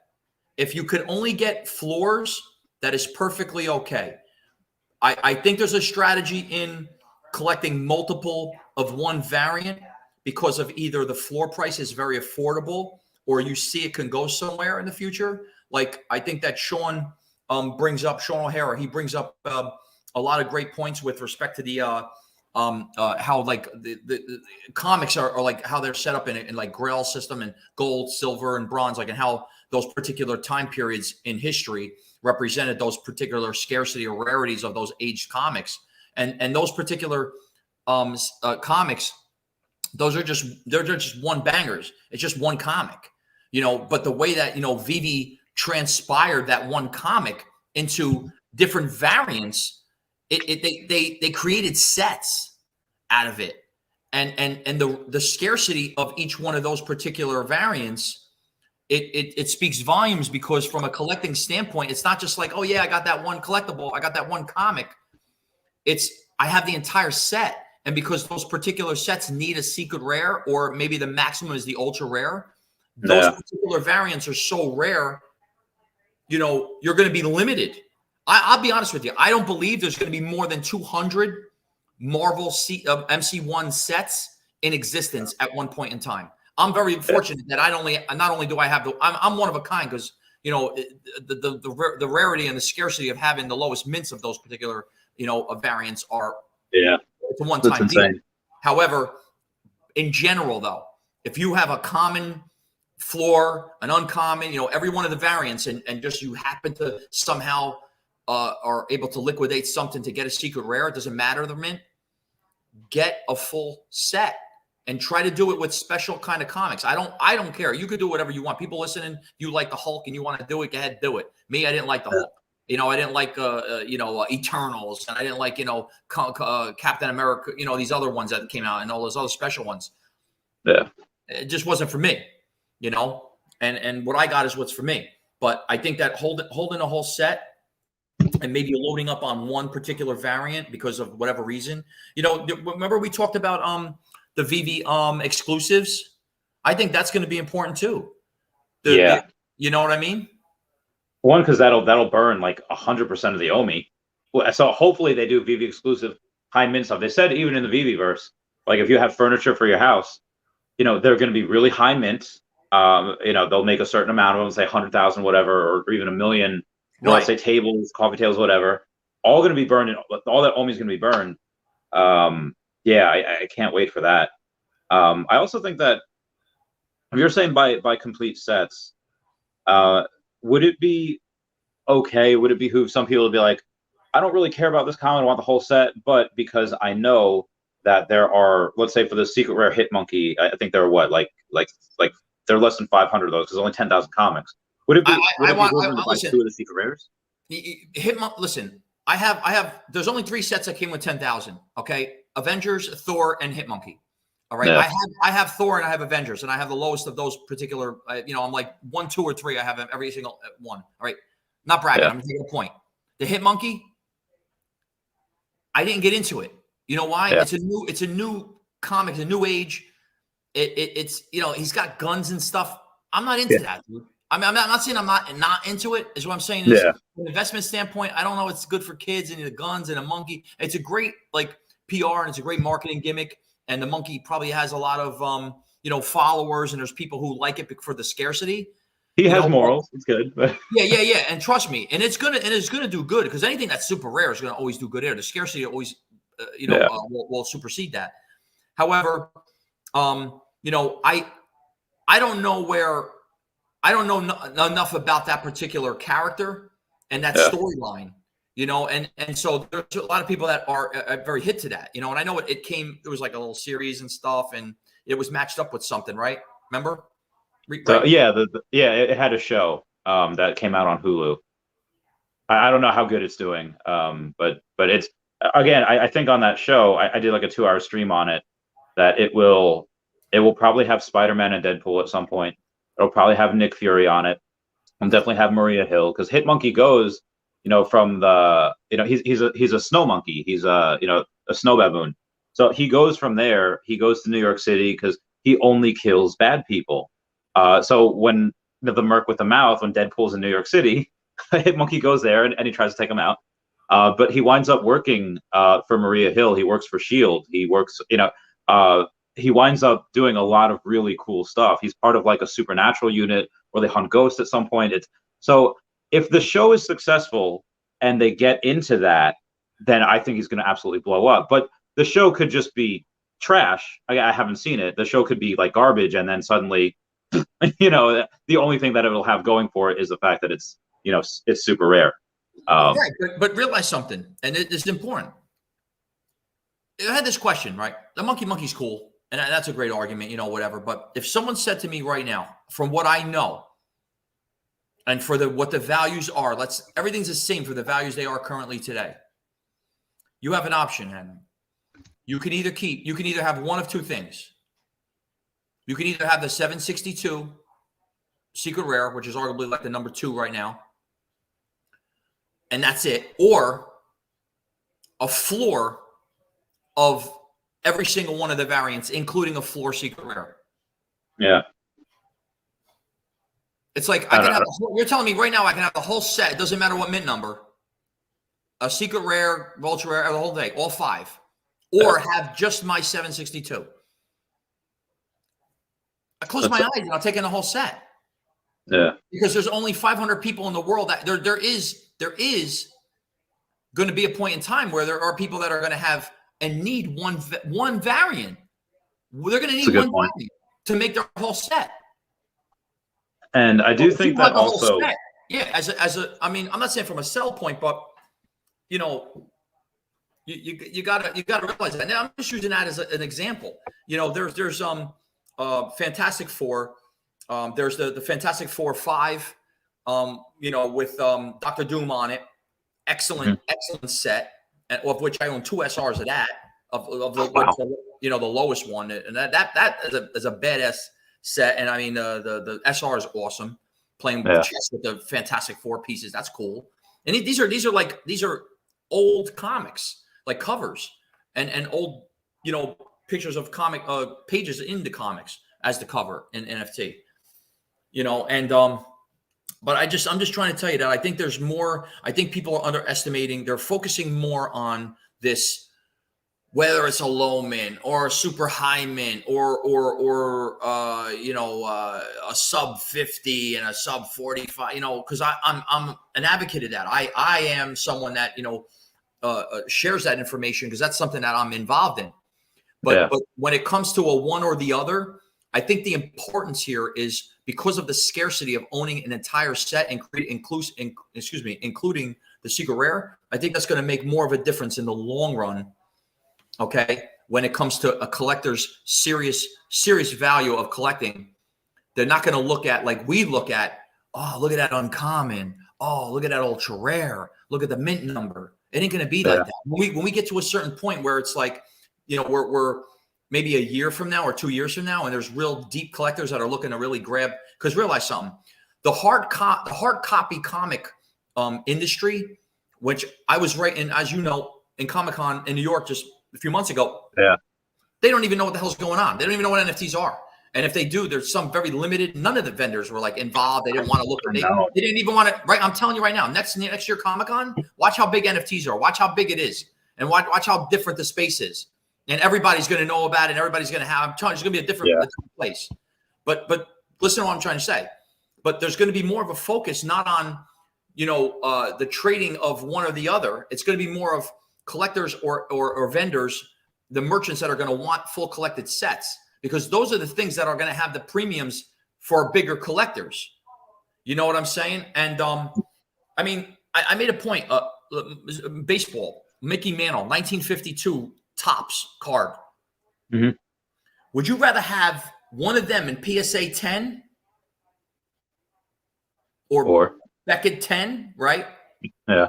Just that one card, or Okay. have the entire 1952 entire set sealed with every player? And you got rookies in there, bro. You know, you see what I'm trying to say? It's like, wait a minute. Yeah. That's a good point. I'm not even saying which one is worth more. I'm just making a point that it's the collective aspect of all of them. I mean, and it's a little different of an analogy because this is like if I had Mickey Mantle and he had 5 different variants, and I have a whole set of this Mickey Mantle versus other guys and a bunch of other players. But a lot of it's just the point that the scarcity of having a whole entire 1952 set speaks more volumes than just having that one card in a better grade. That's a good point. It's a lot more rare, and it's a lot more rare. Yeah, and I do think that, and this is in the future, but where eventually mint number, I don't want to say it won't matter, but because the certain secret rares and certain ones will come on the market so infrequently that people aren't going to, it's not one of the lowest mint numbers. Like, they're not going to care. It's something. Because again, I've seen that with Pokemon. Like, I don't care if it's PSA 10, PSA 9. These never come on the market, so I'm going to get one. We have it. We have it right now, Randy. We have it now with Randy. We have it right now with Randy. We have it right now with Donnie. Nobody cares about his low mints anymore. It doesn't matter. Yeah. But guess what? And look how many there are there. There's only like 6 or 7 listed out of 150. You're making a perfect point. Donnie's a perfect example. And that's it. So, I guess for me right now, just what I would do if I had the choice, and I guess I do. I mean, I'm looking at you've mentioned Fantastic Four number 5 right now. I could get one for 2,600. I was looking. I was like, oh, should I do that? I don't know. So should I get 2 more Gators? Should I get that? Randy, I'm going to tell you something. Sean has been. I always mention Sean because he's like my go-to guy when it comes to specific comics. He not the collectibles too. He pushes me one way or the other, and I respectfully. He keeps me in check because I have to go to him because I have these people that are giving me such what I seem to be great, absolutely fantastic deals. I have to go to him to say, what do you think? Because it's so subjective and he brings all the points out, but he does say, do whatever you want. But at the same time, he shines another light into the equation. And, for me, it's very important because seeing it from someone else that has that much experience, so much more in years experience in some of those specific areas.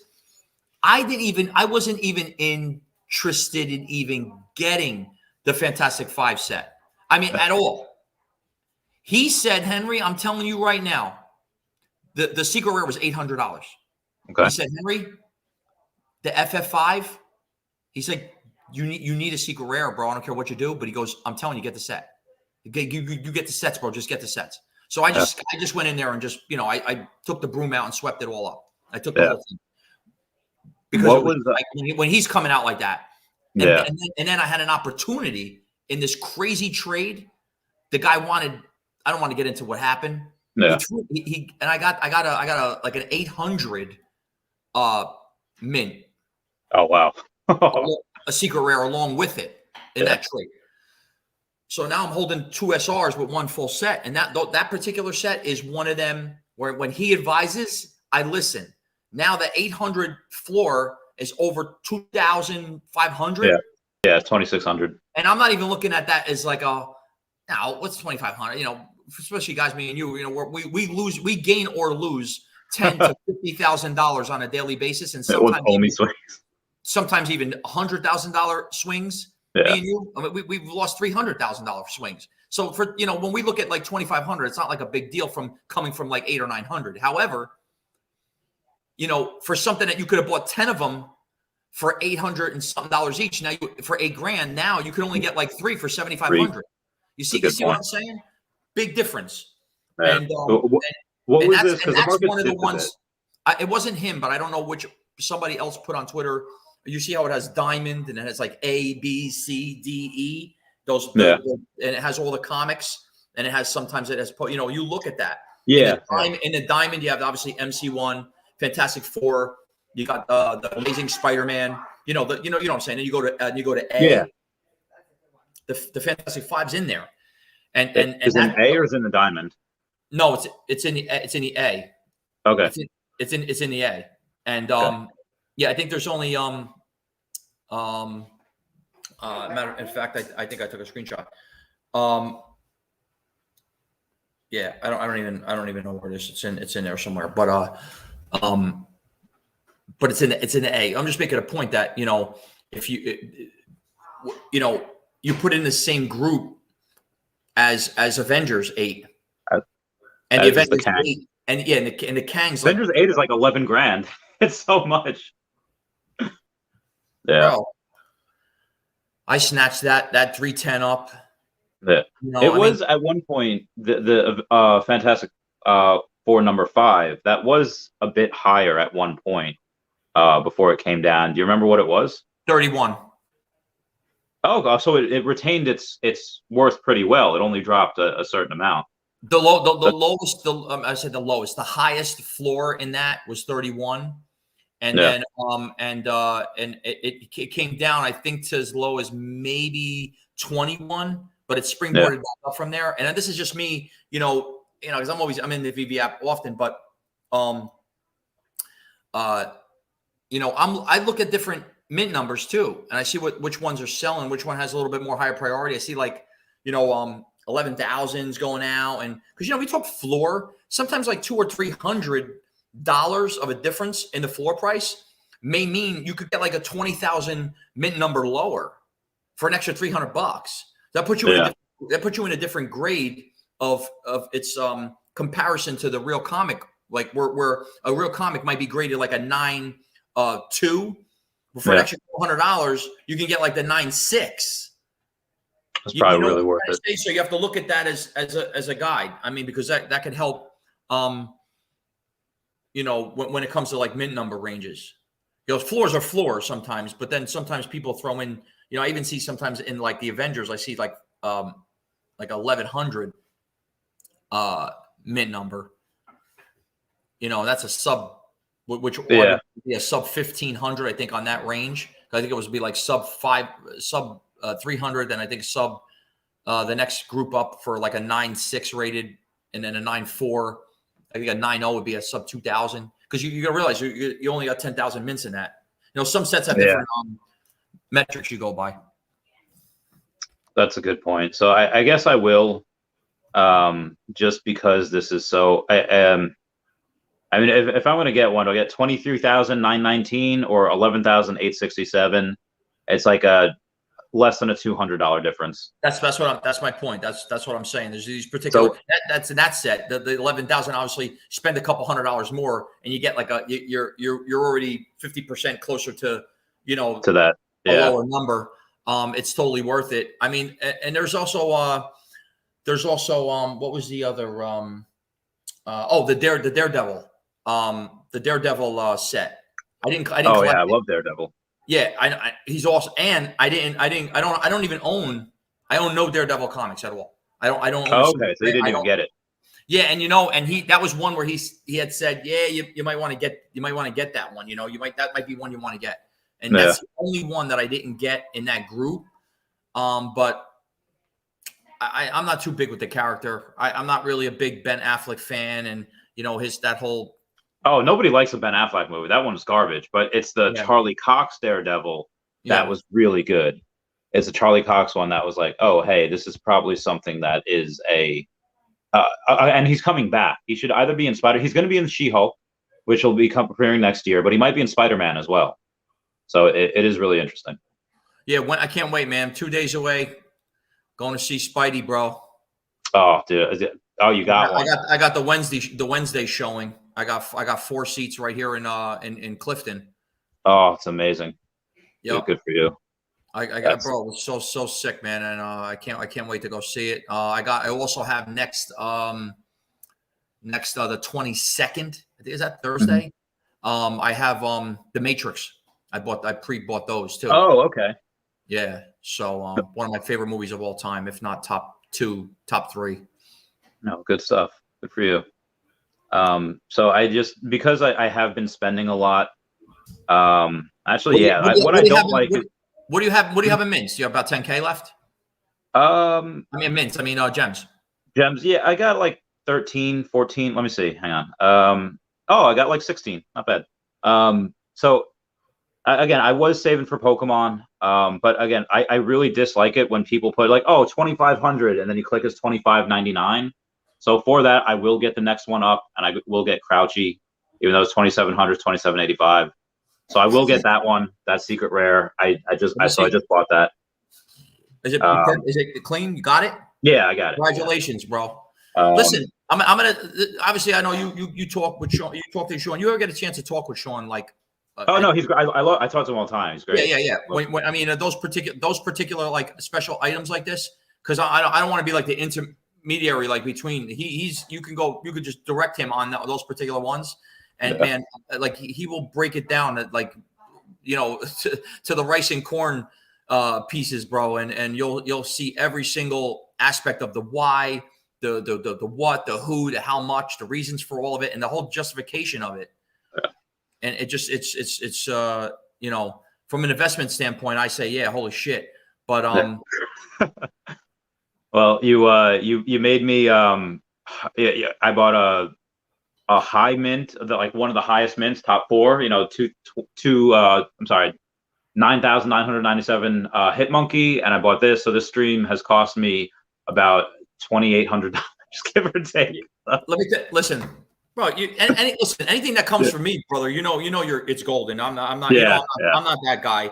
However, I want to share something with you. I don't want to feel like I'm talking shit because I do. Hold on one second. All right. Well, you are looking at that. We got golden asset. Golden assets that all you need to do is you need to pay me a Tropicana per month, and one Tropicana you get on the fridge for a month. Renegotiate every month. So yeah, you got. I bought one hit monkey. Mm-hmm. I bought it like a day or two after the hit monkey drop. In fact, does it show the day that you bought it too or no? I don't know. No. It doesn't. Well, it shows how much I paid. Yeah. I got a rare 204. Oh, nice. Bro, $999, bro. And I'm honestly, I'm not saying it wasn't one where I regretted because I didn't have the set. It was because I seen it. I looked at it like the not more so the Avengers, more of like the Thor, because the Avengers like way into like the sub 200. Like at least Thor, it was 180s. Avengers went into Avengers went into the 140s, which was sick. But I seen this one like in that range, and I'm like, wow, a rare. It's probably going to be 201. Is it a rare 204? It's probably the first rare of the set. Yeah. Just grab it, a Geno, and I just grabbed it on impulse. So it was one of them impulse things for me. But I'm having fun. I mean, these are whatever, man, whatever comes about it. I upped my Avengers. Remember? Actually, I think I talked you into getting an Avengers uncommon too, bro. You had that in there. Did you? Let me see here. Remember this one? Remember? Which one? Hold on. Which one is that? Number 8? That's the 8, and it's the uncommon. I think you did, because I had the choice of either buying one or the other, and let me see what I got here. Well, no, not that one, because they were really close in price, right? The common, the uncommon. I think it was. Yep, that's what it was. And you had a decent I got uncommon 9,285. Yep. What'd you pay on that? Like 160 let's see what it says. It looks like 160. I paid $298 for it. Oh, that's right. It was like $300. Yeah, because I think the commons were pretty. Yeah, they're pretty much the same. Yeah, the commons are $216 right now. Can you imagine? And the uncommons are $210. Thank you. Yeah. So wait, the hold on. I got 4. Oh, nice. Right. Yeah. I got 4. Mhm. The 149, the 176, Jesus. but then I got the 9968 Mhm. and the 9990. Oh. And there's a 9999. There's a one, the one prior to the top, I think, came in the uncommon. And so Yeah. someone actually, I think, offered it to me. But so I'm like I said, I'm grabbing lows, and now I'm working my way up to collecting sets, complete sets Mhm. of all the highest of those particular mints of those variants. So I'm trying the opposite end of the spectrum. And Yeah, I know you are. I believe both ends are going to bring they're going to bring premiums later on. And like I said, any floor of complete sets are going to be unbelievable. If you own a whole entire set, you're gonna beat people who just have maybe just an uncommon and a secret rare, or just an uncommon and an ultra rare. Yeah. They're low. Oh, so the common. Oh no, there's so 9,995. It's a common, but is that something that you'd be like, it's probably okay? Yeah, right. That's so that particular. Let me see what I have in that. In the common. Yeah, because the 9,998 uncommon is $9,900. It's the 9998. Okay, that was the So it's $9,900, almost 10 grand. So that's a lot. Right. How much is the common one, the high one? The common, the high one is the 9,995 is $995. Yeah, see, that's not that bad. That's not bad at all. I have the 150, and I have the 99. I also have the 9976, which I paid 666 gems for. Bad number. Oh, jeez. Yeah, but yeah, paid $666 for that one, and it's that's actually a good buy too. That 900. Look, I don't know who's selling that. Who's the seller on that one? The seller on that is, take a look, see. Zemmour? Zemmour. I don't know Zemmour. That's weird. But these are the people that they got him lucky in drops. They don't really know the market. That they probably don't have a big go into his profile. You know what I mean? They might not have a lot of collectibles. Look at his profile. He's got 12 collectibles, but he says for 3-digit comic sales, his Twitter is at maxl1d7. Yeah. How many collectibles? How many has he got though total? What's the number? It says 12. Yeah, that's what I'm saying. What I'm saying is you get like those are low numbers. Not to say that they're not valuable or anything. What I'm saying is like they're new to the game. They don't have like hundreds or thousands, like even 50 to 100. And not that numbers matter, because I know it's quality over quantity, and I always said that. So you can't take that as a gauge. But he might not really know what really he has.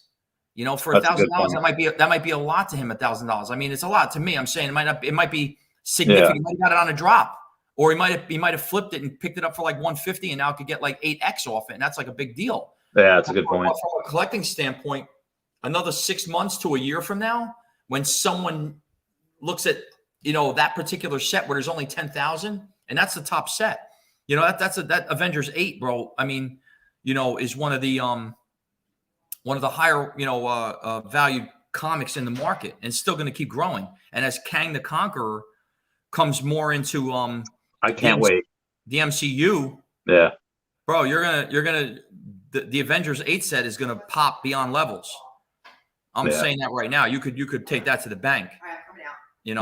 That's a good point. And what was the low mint hit monkey that you had? I have the rare 204. And how much you pay for that? I paid $9.90. It was 1 or 2 days. The drop happened, and it was either not the next day, maybe 2 days later. I paid $1,000, $9.99 gems. All right. Well, I just paid $900 for the 192 rare. Wait, what's that? I paid $900 for the 192 rare because you paid $1,000. Oh, it went sub 200. Yeah. Because you paid. You just subbed me. Yeah, because you paid $1,000 for the 204, and I was like, so Craig over here, the hero, the hero of this stream said there's a 192 for 900. I was like, okay. So I bought. See what I'm doing? I'm creating monsters right here. You guys. Hey, listen. You want to trade me? Tag team, Craig. I'll give you the 204 and some gems. Give me the 192. I mean, I'll do that for you. I'll do that for you. If you want. Listen, I'll tell you what. You're more of the hit monkey guy, and honestly, I like that you like the hit monkey and you know more about it. For me, I know. Yeah, it's great. I know nothing about it. I mean, like I said, it's got a great PR campaign because a monkey with guns and shit killing bad guys. That's a crazy story. It's great. It's awesome. But for me, it's too new age stuff for me. You know what I mean? And I'm not really like into the new age comics from a collecting standpoint because I think they have a longer term hold on them. Which they're going to make it. That's why they made it. That's why they made that so rare. It's a longer term hold. I don't believe the Avenger 8, and I don't believe the Thor. I don't think either one of those particular comics deserved a 10,000 edition because they're not young at all. Yeah. I think they're silver, and I think they deserved at least a 30K. Like the Tales of Suspense. How can you Tales of Suspense 30K and you put the Avengers and the Thor in a 10K? I mean, I don't know for me, but listen, Veve's got their own little, the method to their madness, Yeah. So sorry. Yeah. This is why you cannot leave the stream. You never know what's going to happen, alt man. Stop this Randy. Yeah, I spent like $3,800 this stream because every time I'm on, bro, you spend thousands every day. That's why people want me on. They're like, listen. Mr. Pags is going on. Get your comics ready. Randy's buying. He's buying. He's buying. That's it. That's sick. Yeah. Thanks, guys. Y'all are great. Y'all are my bays. I guess I could sell my other rare hit monkey. Make up some of the gems because I already had a rare. But yeah, that's great. Sub 200 is fantastic. Well, I didn't even. To tell you the truth, I didn't look into it enough to even realize. I thought the metric was 201. I thought that's where the Genesis one started. I didn't know it went sub that. Not that it matters to me because I just bought it on impulse in that sense. But how low does that go? Well, what's the lowest one you've seen? For 10,000. Like on another 10,000. Like let's say, Avengers. The lowest. I have the lowest top 3 mints in comics, and they all came in Avengers. It was the 148. The 149 and the 150. They all came in 3 different variants. Okay, so it's probably going to be because that was a 10,000 mint run, right? Yeah, but I have the Thor bottom 3 too, or the next to bottom 3. I think there was a 186. I have the 187, the 188, and the 189 in the Thor bottom. So so. That's as low as they want. It's the algorithm. It's not the same. It doesn't use the same guides. Well, they had to have only taken a certain amount, right? Like they had to have only. But all 3 of them are all 10,000 editions, and they started the Thor set. They don't go lower than 186, and the Avengers set they don't go lower than 148. Yeah, that's what I'm asking you with the hit monkey. I don't know. Maybe did you just get the low? Is that the lowest? Mint, even though it's in a rare? I mean, that was the lowest that I saw. I mean, I'll look at the other ones and I'll search from edition low to high. The ultra rare is low as 253. The secret rare that low is 286. And the uncommon, let's take a look at that. The edition low to high is it's 190. So there's a 190 and a 199. But wait, a 190 what variant?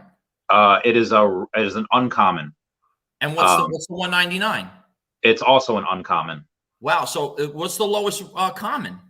I'll take a look right now. I'll let you know.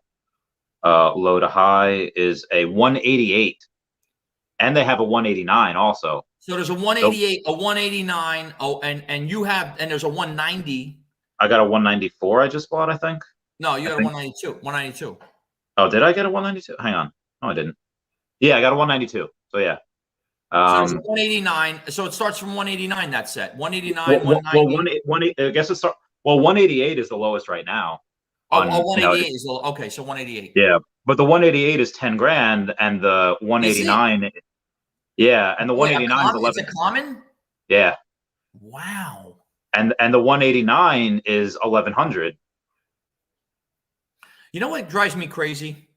All I want to make this a point. Could you do me a favor? All right, so you just said the 189. The 188 common is 10K. Yeah. What's the next common? What number? It's 189 at 1100. It's 1100. Yeah. Is that should I buy that right now? Wait, it's 1100, and the one prior to it's 10K. The 10K is yeah.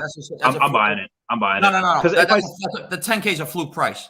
It's a fluke price. But well, listen, I bought the 1100 one because if I'm spending 900 on the 190 something, I might as well get the second. That's a common. It is a common, yeah. Yeah. So you next to the Genesis one on that. All right, that's a great buy. Okay, so I've now spent like $5,400 on this street. Boy, you're good. You know, let me tell you something. Yeah. Randy, you don't even know what you have. Look, those I don't. That's I'm drunk right now. What do you think's in this bag? you brown bagging it? That's what they call brown bag? Brown bagging the whole episode. Oh shit! The brandy. Brandon, why are you saying no, bro? Why are you saying no? All right, they should call you Brandy instead of Randy. You know what I'm saying? The brown bag brandy for Randy, the brown brandy. Oh, all right. So yeah. So I got the one. Yeah. So I got that. Listen. So yeah, what were you saying before then? What I was saying was okay. So for instance, I don't know if you just assume that the 188 is the lowest. It's likely now. The Thor set came 186 as the low. I got 187, 188, and 189, and I think I even have a 190, but it's a secondary. But those particular variants on the 10K set, that's as low as it goes. Yeah. You know, I love talking about this stuff because you know what? Look, everybody has a different philosophy when it comes to like low mints. I know people that are, you know what they say? Like for instance, right now, right? That 180, I can't believe you just the 189. You're under right. For someone to get that 188, they got to spend 10K, right? Yeah. So but they go right now to the Thor set. The Thor. Which Thor? The one that has Beta Ray Bill on it? Yeah, a comic. The Beta Ray Bill one. Yeah, this one, right? Yep. Okay. Yeah. Secret rare. Okay, secret rare. Okay. What about it? What's the floor? $3,000. So I don't know why it's not showing me that there are any comics right now. That's another bug in the app that drives me freaking nuts. I gotta exit out the app, go back in. I before we had this update, that never happened. Yeah. So So what are the lower ones on this? You said 188, 189? 186, I believe, was the one prior to mine. I have the 187 and the 88 and the 89. I mean, they come in different variants, but I want to see what the secret rare, what the floor is. Okay, so let me go and X out of that because so close the app. I'll redo this here. The bug in that, there's always a delay in that. It's a little bit of a thing. When we switch too fast back and forth, it doesn't keep up with it for some reason. It always hits no comics available.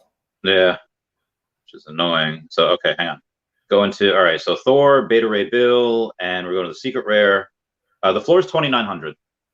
Do you see what I'm saying? It's like 3K. All right, look, I'm going to say something.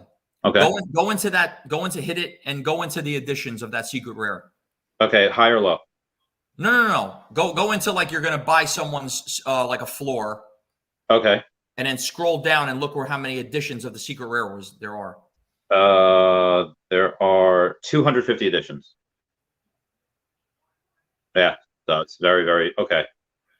That's a good point. What I'm saying, 250 editions, and the floor is $3,000. Yeah, 2,950. Yeah, that's freaking nuts.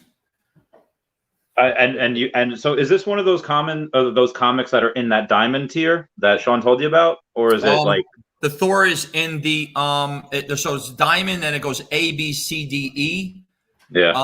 I believe Thor is in B. Is in B? Bravo. I could be wrong. I have to look.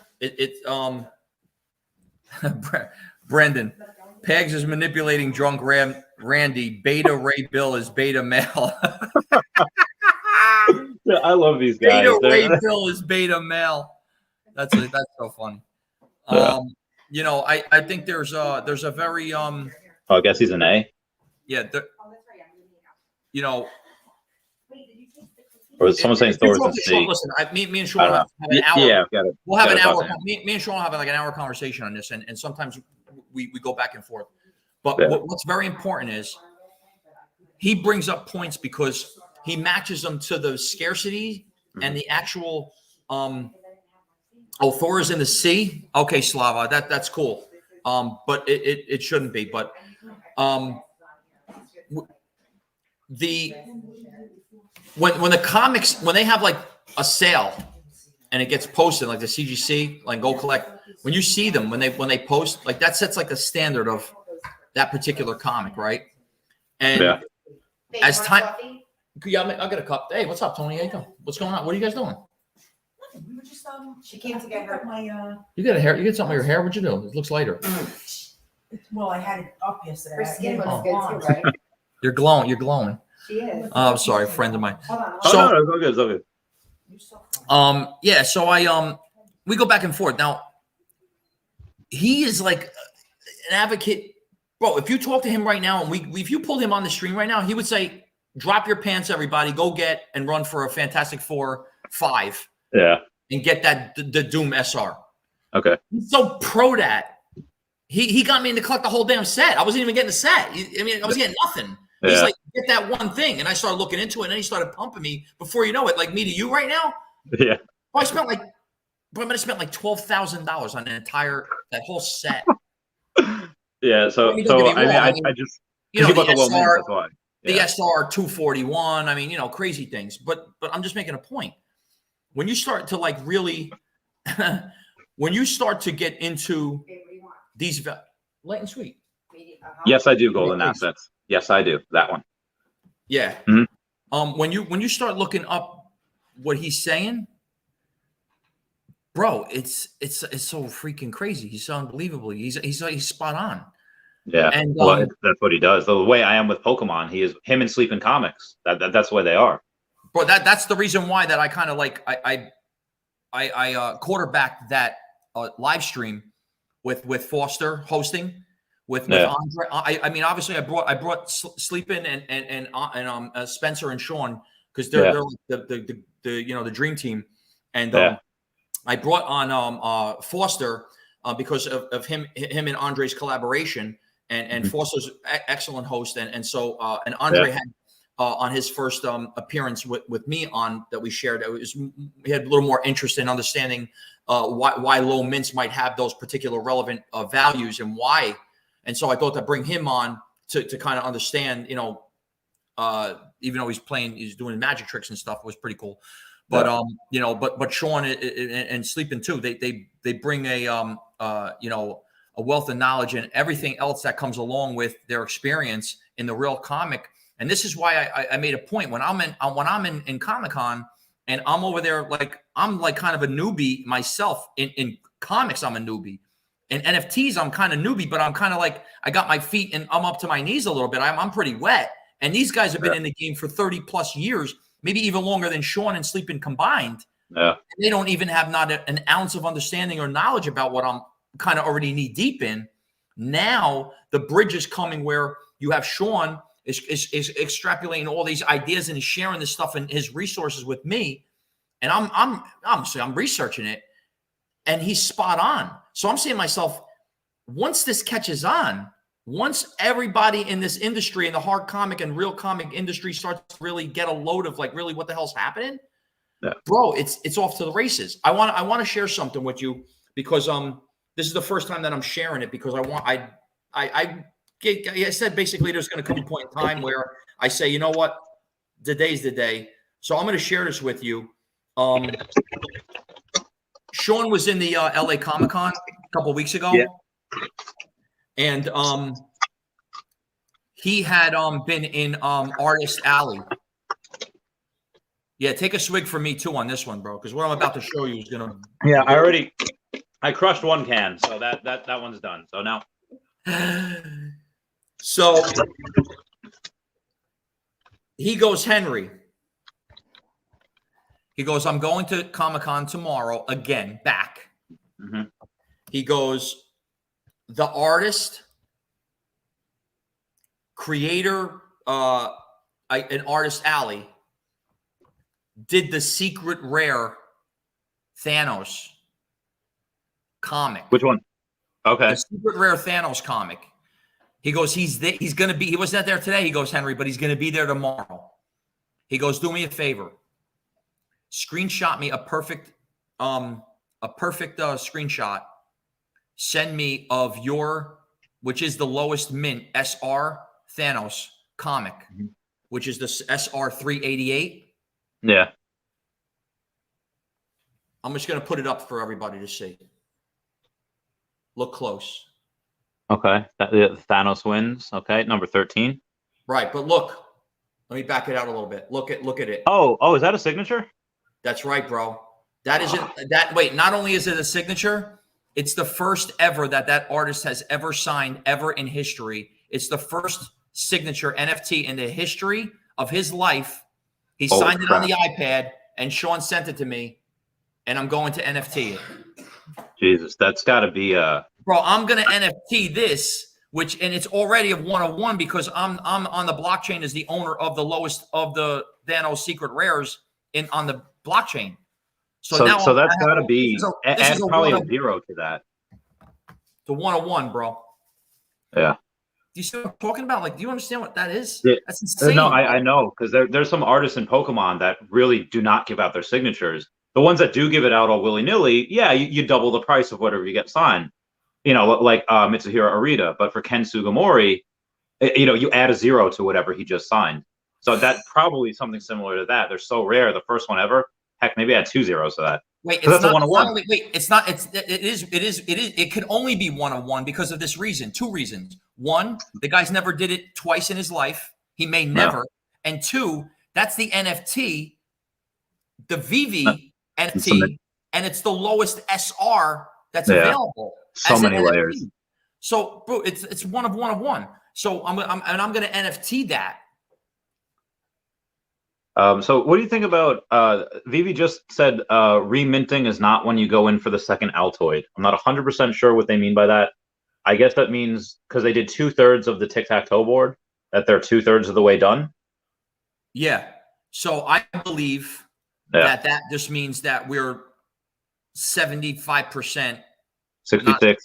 Yeah. 66. We're 75% there. They just want to lower it because if they tell us 75, 25 is too close to the end. Yeah, that's a good point. But when Marvel drops a movie with Doom in it, that book will rocket. Yeah, and this is why I was okay with, or why I might buy that secret rare Thor, because the next Thor, Love and Thunder, is going to have Beta Ray Bill, which right now nobody knows who he is.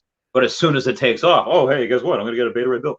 So yeah, Doom as well. But you don't realize something. But here's what you're missing. There's only 250 available, and I think less because there was. Well, you have like 3 of them, right? Huh? Well, you have 3 of those, right? The Beta Ray, or no. You got the Thor. Yeah. I have the I don't have the lowest, the second lowest, the third. I think I have the 4th lowest. I have the 450 SR, which I think is like the 4th lowest. Okay. But the other top 3, it just for me, it was. I focused a little more getting the lower mints of the other variants. Oh, there's a 317. Yeah, that's up there. That was that. Matter of fact, that I actually offered him my 450, and I think a whole boatload of gems. Yeah, and it didn't. They didn't take it. No. Because you have 434, you have 450, and what was the other one you had? In what? In the secret rare Thor. No, I'm sorry, bro. Because I got 4. I'm looking at the low mints now. You have 434. I apologize. I don't own 450. You got 434. Yeah, 434. That's what I own. I'm sorry, man. Yeah, I thought I had 450. That's right. No, you know why I got mixed up, because the 450 was one that I went back and forth with the guy who owns it, and Yeah. he didn't want to budge with me. Oh my And, God, you have a 189. Is that that's the second lowest one, right? Yeah, you go through you'll see I'm on there, whatever the lowest variants are, whatever Yeah. the numbers are there. I think it went 187, 188, 189. Yeah, I you think got the 188. I see that. That was these are ridiculous mints. This is what I'm trying to say. These particular sets, and more so the Avengers, because a 148 and if there's only 104. Even if Veve keeps what they say, yeah, we're gonna keep. I'm Wait, already. what's the lowest number? Oh, it's 140 something, right? You said 148. I have 149. Okay. Yeah, and 150. Those are the three All right. top. And it didn't come common, uncommon, rare. It came rare with the 148. Yeah. I think, and I got the 149. You got the 187 also. What's the what would you pay for a 186? The one what's the 187? Your 187 it's a rare. You got to list for a million. No, I don't mean what I'm selling for. It's a rare. Yeah, so the 186. The 186 is a rare also. Yeah, that's the lowest variant number for the rare. No, that's the lowest variant in that whole set. The 186. It came by the way of the 186 and 187 came by the. I think the first common was. Do I have the first common? Let me check. Addition low to high. No, yeah, you have 189. That's what I'm saying. It's weird with the way that the blockchain sets them. Like, it gives later variants lower mint numbers. Yeah. It's and that's why I asked that question with David in the AMA with respect to the way that the actual mint numbers are minted on the blockchain, and they're sequential based on the way they are. So ultimately, the 186 rare Thor was minted on the blockchain before one of the commons was. That's just the way it is. So the 186, is that the lowest mint number? It is. Not. It is, because I have the lowest three after. Well, that. it's on there for 2,900. Should I get that?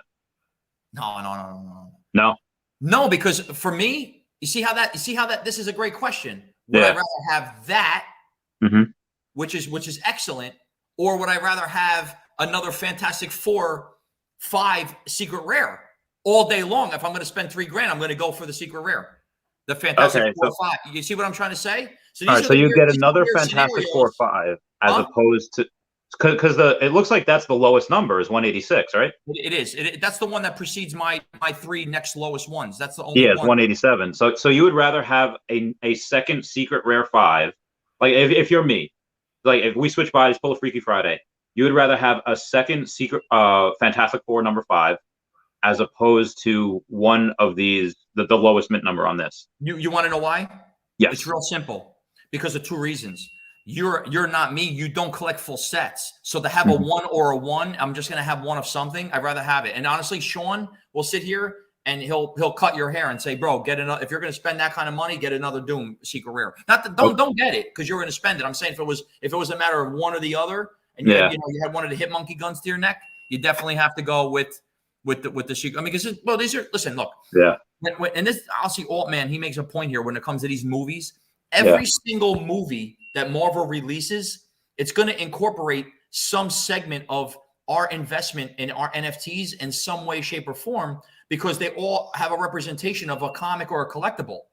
Those particular demands are going to go up, and realize as time goes on, more participants in the Veve app are going to join.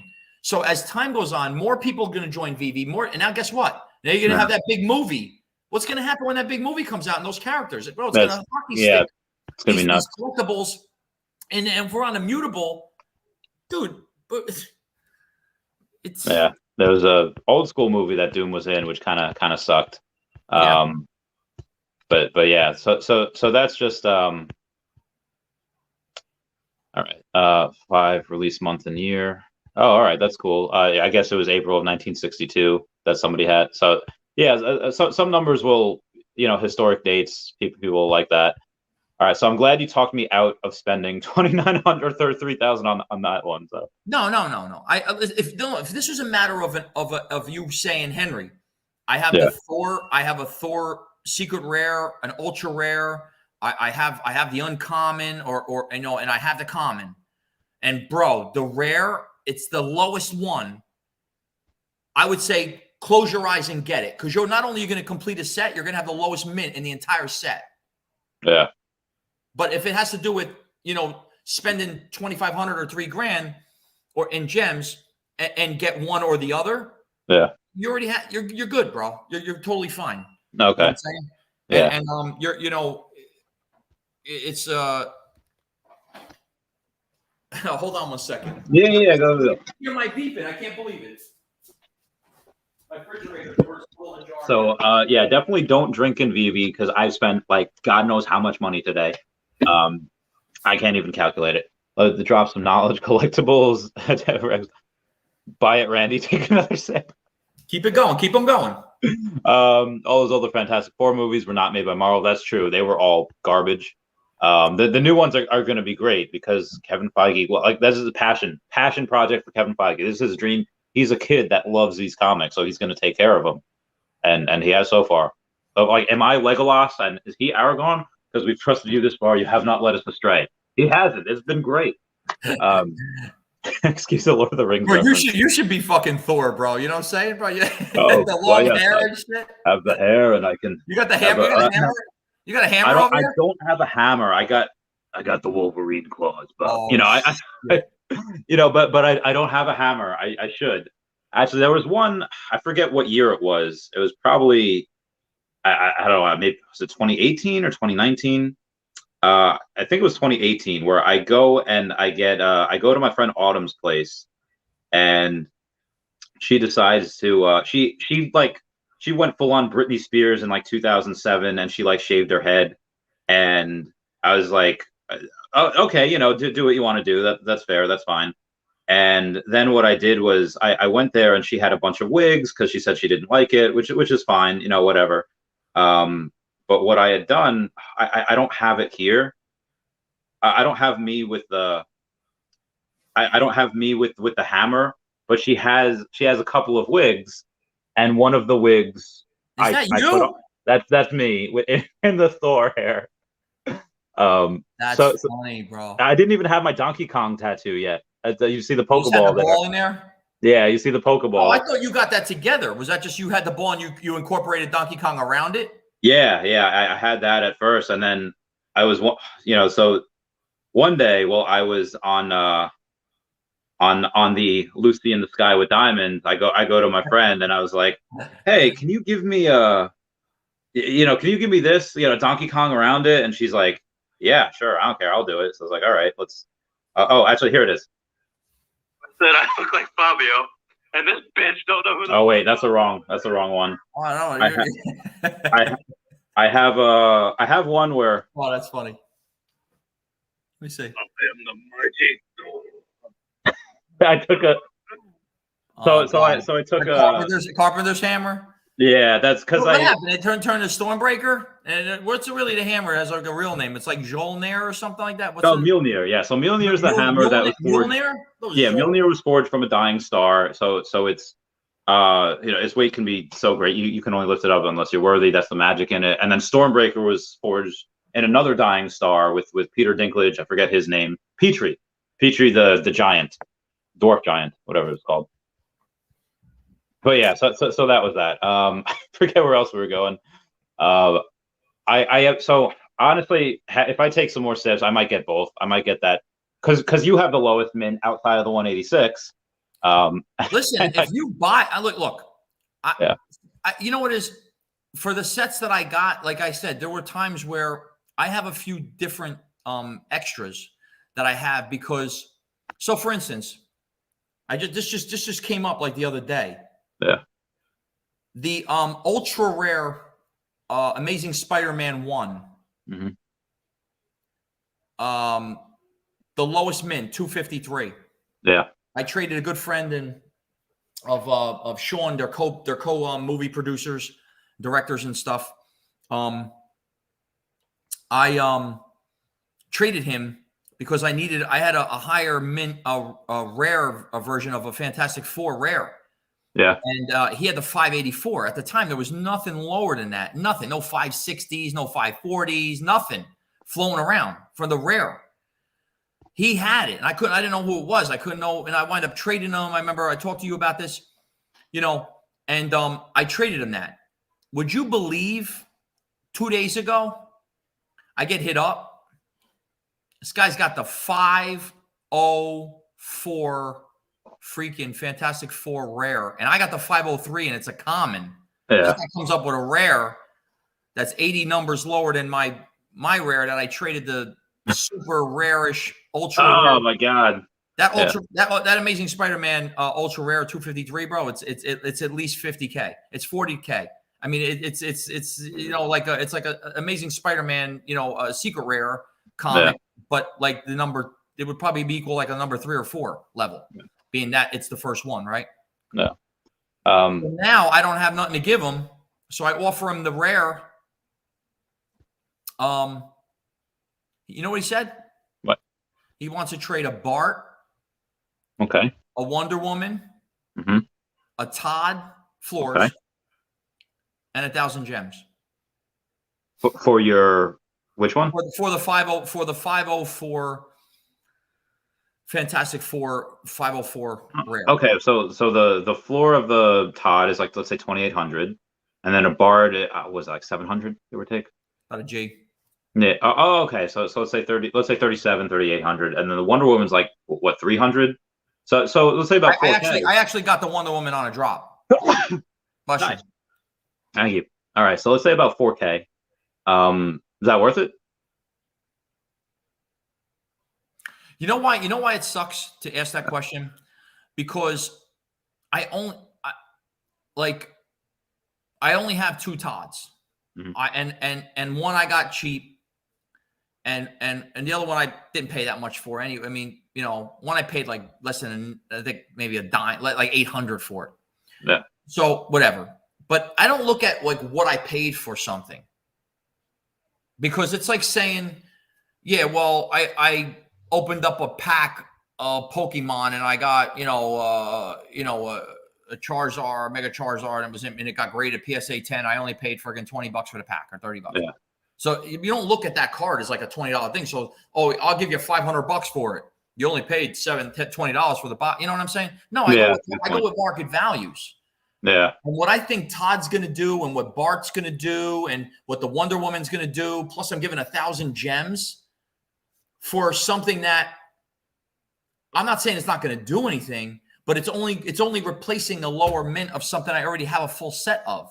That's a good point. You know what I mean? And I only have 2 Barts, and I only have 2 Todds, and the Wonder Woman, granted, I got another thing, but plus 1,000 gems. I don't know. I just I backed out. Out. And if they're listening, they're listening. If not, whatever. But I had countered. Brendan says, what was say? Oh yeah, you collect 420s or 69 mints. It's funny. I have 69s just from not purposely buying them, just from getting just sub 70 and sub 60s and sub 50s. I try not to do 60s and 70s. It depends on what it is. Like a lot of the golden moments, I had no choice to get like 60s and some 50s and some 70s because of the reason. Yeah. But I prefer like sub 47 and sub 46, depending on where it is. If I'm gonna get that low, the 420s, I don't know, man.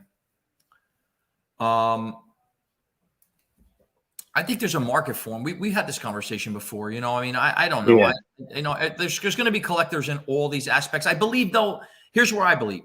If you have the entire set of 4 in a collectible, or 3 or 2 in a collectible, or 5 in a comic, I'm sorry, not in a comic, in collectibles only. Yeah. And you have matched numbers for no matter what the number is for those collectibles, that will bring premiums. Now, if you have all 69s on just say you had Spider-Man Secret, Spider-Man or a Captain America or whatever, and you had all 5 of them all in the same number. Yeah. That's because it's hard to get that, because there's not a lot of people that, first of all, not everybody lists their items. 1, 2, if they see that someone, these particular other numbers are trading at a certain premium, they're going to raise their price. So you're going to wind up paying just to match it. You're going to wind up having to pay so much more, and you're going to drive yourself nuts. But don't get me wrong, if you could afford it. Yeah, I mean, I've seen that in Pokemon before too, where when you send certain cards to get graded, and they come with serial numbers, and the serial numbers are something that means something to people. Where's that? Oh, you mean the way that like they just happen to be randomly set from the Yeah. So if I go and I say, let's say I have Blaine's Arcanine and Blaine's Charizard, that's number 1 and number 2 in the Gym Challenge set, and they're graded 45,000, whatever. If they have perfectly ascending numbers, because you get them graded at the same time, that's worth more to people. People are just like, oh, it's because it was graded at the same time, at the same grader. And I could definitely see that happening here with somebody having, let's say, number 41, 42, 43, of a comic or whatever, versus somebody that just has, sporadic numbers. Definitely. And the collectible, same thing, the same numbers. It would be insane. Like, yeah, there's 2 people here. Someone here, Chris Guron. Oh yeah, answer that question. I got to utilize the latrine. I will follow you on my YouTube thing here, though. I'll be right back. What's up, Henry? It's CG. What's your favorite set currently that you own? Chris, that's a great question. It's so crazy because my whole entire collection is, not bragging. I mean, it's so robust. I mean, to the point where I'm in my Veve app all the time looking at stuff. I create collages, and some of which I post on Twitter, some of which, I share with other people. And that I actually like that artistic part of it. And so, some sets look good, like together in a collage, better than others, even though if I like the other set. When there's variations in the actual variants, like for instance, the Spider-Man 50, not the Spider-Man 50, the Spider-Man Carnage, where every single one of the variants, or like Thanos, every single one of the variants are different. They're different artistic approaches or different comics. They represent different comics. I actually like that better than like the MC1 or Fantastic Four, where it's just a little bit of a different differentiation between maybe like the color was taken out and in some aspect of the comic cover. So those particular sets, I like the Carnage set. I like a lot. I think those particular art pieces and those comic covers represent great art. The Carnage is one of my favorite sets for that reason. Secret Rare as well. But like overall sets, I don't really have a particular favorite one because I really like them all. But if you had to like just say, Henry, you got to pick one. It's tough, man. I like some SRs better than others. It's really great, man. I mean, I really like when the Fantastic Four 5 with Doom playing chess pieces with the Fantastic Four like that. That's awesome, man. And that's an old print. So that represents some age, and that's pretty cool, but I never really got too much into people, they hit me up all the time. I got the Serial 41, and I got some of the Power Puffs or the Hymns or the Harley Quinns, the original, the first series. I was in Veve, but I wasn't in Veve, like in a sense of collecting at the time. And the industry didn't really have momentum. So I really didn't know what was really something that was worth investing in. Like it just didn't seem like it really had that much of a bang for a buck. I was focusing more on my Omi at the time. And once I had my bags all basically locked, sealed, and delivered for Omi, I started to dip in, and it was, ultimately I had some collectibles in the very beginning, but I went straight forward with the MC1 and that set, and that just tipped it off from there. So but that's best I could tell you there. You know. I mean, there's some people that and nostalgia is a really powerful thing, and it doesn't have to be because they really enjoyed, let's say like Powerpuff Girls or whatever. Let's say like, God forbid, but let's say this person, they have like a sibling, and the sibling really liked this particular. Yeah, Murmurcorn. Yeah, let's say Murmurcorno or Unicorno, and then let's say God forbid something happens to that sibling, and then it's like, well, I didn't like this, but my sibling would want me to have it, so I'm going to get that for myself. Like, people will just do things just because of nostalgia. That's a drug. It's like love. It makes you do things that you wouldn't normally do. It's got a weird power over people. So I definitely. I've been asked many times. Like, is Veve, and we joke and stuff, but it is somewhat addictive. I should have got it. I guess they're listening. It just jumped to 4K. Someone bought it. No, I guess the guy might have relisted it or whatever. Well, that rip, not going to get that. So, but you see my point? Yeah. We can't talk on live, bro, because people. This is what I'm saying. That's why, like, I can't imagine. Like, yeah. I know I'm like kind of like, look, I know. I say I share stuff and I showcase a lot of stuff.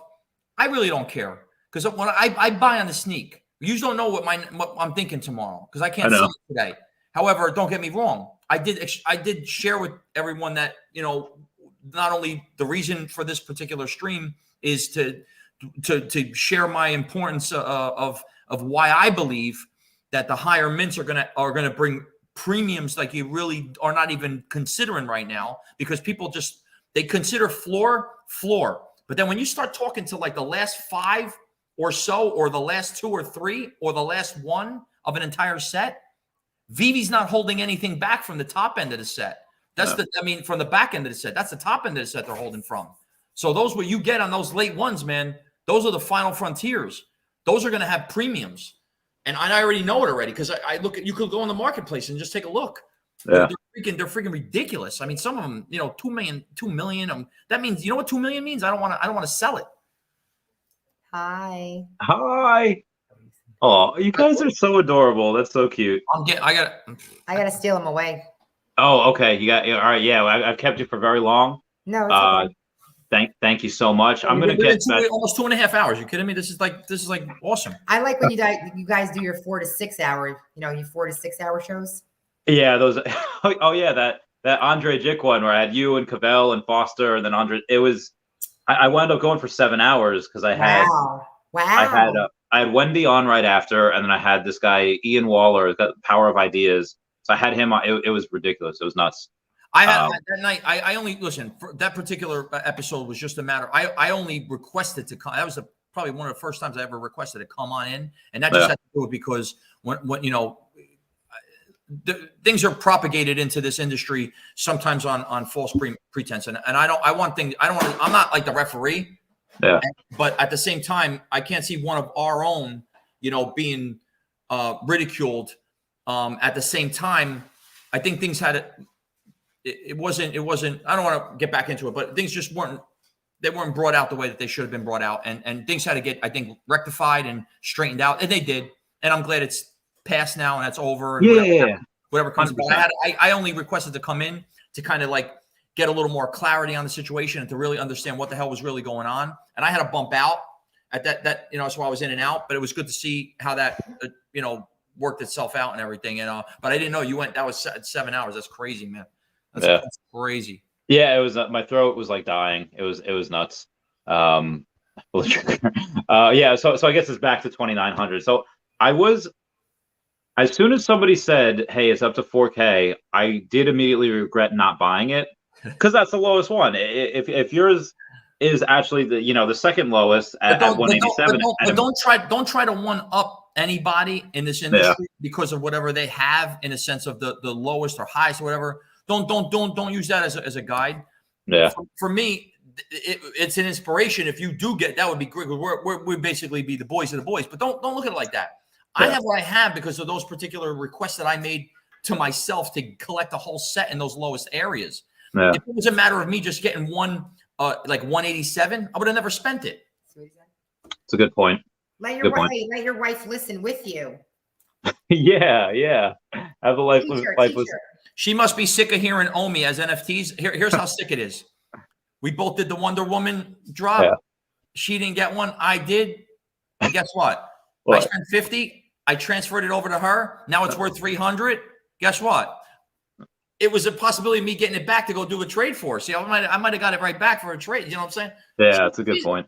She takes it one for the team, bro. I said you were going to get one. You know, and she said it. She's like, "You're out of all four." She's like, "You're going to get a Wonder Woman," and it's because she wanted it. And you know what? Yeah. I got a Wonder Woman, and she wound up getting it. It's crazy, Yeah. bro.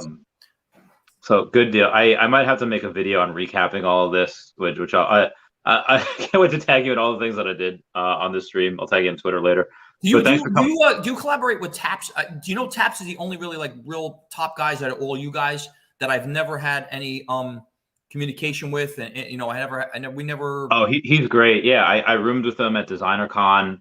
I've been on his stream. I don't know if he has come on mine, but we were really recovering that Saturday morning of Designer Con. So he was just laying on the bed, looking like what's his name from Jurassic Park, you know, like turns open, and he's so he was on mine in like an unofficial way, but he's great. I love him. Want me to get you all on a stream together?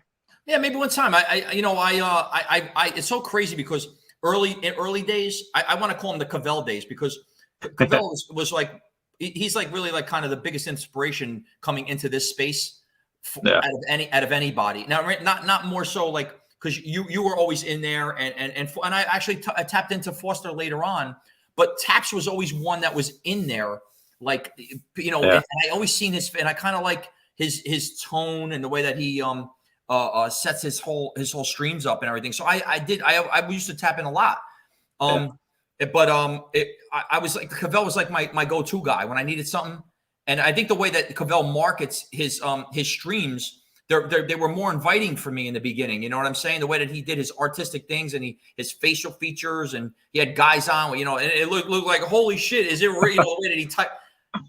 Perfect marketing, bro. As a matter of fact, it's so funny because it's been almost like a week, and I actually worked out buying on his merch, and I actually had put stuff in my cart, and I had to reorganize it because I was wrong with sizes. I gotta transact the order, but before it's like, I know we got 2 weeks, but I'm just saying I have an order sitting there waiting. I got some cool merch from him, bro. Those pretty good. The items are actually pretty good quality. They're like embroidered, like it's not like it's like a press-on guy like hitting in a garage. Like those are real quality items in his thing. That's pretty cool, you know. But we'll get back to Taps. Yeah, like you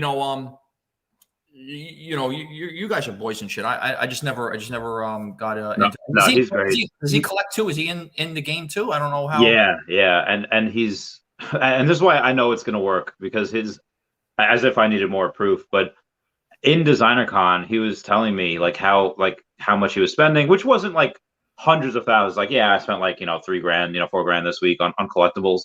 And then like 20 minutes later, he says, "Hey, I want to play a song for you." I was like, okay, so he goes on his phone and he goes to play the song, and I hear an ad. I was like, Taps, is that an ad? Like, do you not pay like the $12 a month for like YouTube Premium to skip all ads? He's like, I'm cheap, bro. And I was like, you're cheap. You just said you spent like $4,000. So it's taking people that are very frugal, and they're making them spend thousands of dollars. But yeah, I love him. I forget where I was going with this. I understand. That's cool. Yeah. The one thing that I did want to say is that he's very much like Gene Wilder in Blazing Saddles, where I'm like usually like really crazy. He's like still great and fun. He's just a little more reserved. Like his thought of like going crazy is like, wow, this is great. Like he doesn't go nuts like I do. That's all right. But again, that's why I love you. You need people like that. For people that look at me and like, this dude is nuts. They'll go to Taps and be like, okay, I understand that. Yeah, I feel the same way when it comes to certain things. Like I feel a little crazy when I'm like in the moment of like trying to like transact something, and I might, and you know what I got to do? I hope that Sean's, because it's 3 hours behind. I'm hoping that he's not like driving or something, like, because in Cali, you know what I'm saying? It's all he do is drive and shit. So I'm like hoping that, like he's, because I'll hit him up and I'm like, bro, what? Because I'm like the crazy like you, but not crazy. Like when it comes to like getting something, I get like crazy, you know what I mean? Yeah. And he's like, Hen, like he doesn't really do a lot of Sean don't do a lot of texting. He voice records all his stuff to me. So like I hear his voice, and the tone is, Henry, listen, let me tell you, this is the deal. You know, I understand your thinking on that, but let me just shine a little light on your philosophy here. And and he goes in and he lays it out. And you know what I do? I'm like, all right, bro, you did it to me again. You know what I'm saying? I ain't pulling the trigger. You know, you just saved me $8,000. You just saved me $3,000. You know, it's like a crazy. Yeah. But but yeah, I know what you mean. You know, a little more reserved but one day, we'll collaborate and we'll get that'll be great. You know, I was right near you. He's West Coast. Yeah, he's in Cali. I was right near you the other day. I was in Lincroft, and you said you were in Totoroa or Totoro. No. Totoro. I don't. It's Totowa. Okay. Totowa, and there's a sushi lounge over there, and but you were what's called considered Central Jersey. You're like more like closer to like the Staten Island like bridge area, like in that area of Jersey. Yeah, I wasn't too far away from somewhat south. You're like 40 something minutes away and shit. I mean, but Parkway, it wasn't that far, you know. But I mean, we'll see each other at some point. Are you going to Level Up Expo? I'll tell you what, so because of the World Series of Poker being postponed from the normal May to July this year, it kicked it into November, the 2022 is actually going to kick off back in May again. So for me to hit something in like February and then go right back again in May, you know, I don't want to say it's too much Vegas for me in such a short period of time. You know, that's going to be in Vegas, right? That one. Yeah. I love Expo's in Vegas. Yeah. I was in Vegas for 3 weeks, and if I go with this one, it's going to be probably another week or more. I can't do 3-day vacations, bro. That's just, I can't do it because I need a day to settle and a day to retract, and I can't just stay a day. So I need at least 4, 5 to 7 days minimum. And then and then if I go back again in May, I might do another 2 or 3 week run again because I need it because there's a lot of tournaments that are laid out when I'm playing. You know, I got to focus on playing those tournaments, and some of them are 2 and 3 day tournaments. Yeah, each one. So one thing before you bounce, somebody was asking, as long as the original minting date is there, no one can dispute about these collectibles. And Noah had said it won't be on chain. There will be new mint dates because they'll be minted on the Ethereum blockchain. Says, but the original date metadata will still be on the Veve app. That's correct, and the actual mint numbers stay the same.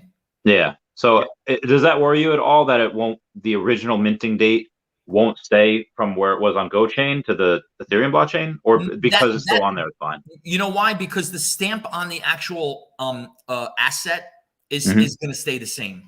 The stamp of the actual asset of that particular mint number stays the same. So, you know what I'm saying? That's not really too much of my concern. There have been a bunch of concerns with respect to the held back items from Veve and releasing them and how that's going to, affect me. But I you know why it doesn't bother me? Just understand the math, Randy. And I said this and I'll say it again. You have, just say, for instance, the Avenger set or the Thor set. They have 250 secret rares. Yeah. So I'm not really concerned too much with the mint numbers because I already have low mints. They're super low. But there will only be 250 already out of that whole entire set from 100, because it goes from 1 to 10,000 in the Avenger set, right? 1 to 10,000. Well, guess what? It starts at 148. So they only held back 1 to 147. Yeah. So from 1 to 147, how many more secret rares do you think are going to be in there? How many? Another 5 more? Maybe? So out of the 250 that are there, how much did we get? Is it 210? That's what I'm trying to say. That's my point. So like in other words, the amount of more secret rares that there are, that's the maximum amount that's ever going to be available. And realize something. I'm still here. I'm still going to participate in trying to get them as well. It's not like, how do you feel? Like I'm out of those particular those markets when they come back. Yeah, I'm going to be in there too. I'm going to try to get number 1, number 2, number 3. Just because I got the low mints on this level doesn't mean like I said, the focus is on the sets. Yeah. Try to complete full sets, and that is where the value will be. The secret rares are going to hold the most value because those are the ones that are going to be the lowest in the editions, and those are going to be the ones that are going to be missing in people collecting the other variants because those are going to be, to collect the whole set, you're going to need all 5. Yeah. So I end it with that. I just, I digress. I just want to let you know I appreciate, obviously this opportunity, as you always do, invite me, and it's always a blast. You're the best out there, bro. Thank you. You're for the community. As many other content providers, like I said, it's without you. These are the nuts and bolts, bro, and you're the glue. And people like me, there's gonna be a lot of me's out there, but there's not gonna be a lot of yous out there. You know what I mean? So just realize that. So we're all attached to the ladder, and that's it, man. So thank you again. I thank everybody out there. If you guys have any questions, I always say anybody that's watching and stuff, you have any questions, just DM me. I'm transparent. I answer everything, as quick as I could. My phone's on my hip. I'm obviously a real estate agent. I got a lot of clients that are calling me in different times of days and nights. So I can't, ignore anything. Yeah. I mean, same here. I answer every YouTube comment. Streams run by myself, I'll go with every comment, but obviously streams like this, it gets a little much. But so yeah, on Twitter or definitely YouTube comments, I'll see first. But yeah, we'll get back to everyone. So thanks for coming on. Tell you what, thanks for letting me borrow you for a little while, and we'll do it again soon. All right? Yeah, when you're ready to spend money, just hit me up, bro. Okay, we'll do. All right, thanks, guys. All right, I love you all. Everyone say goodbye to Dashy. Good night, Dashy. All right, bye, guys. Take care, Dash.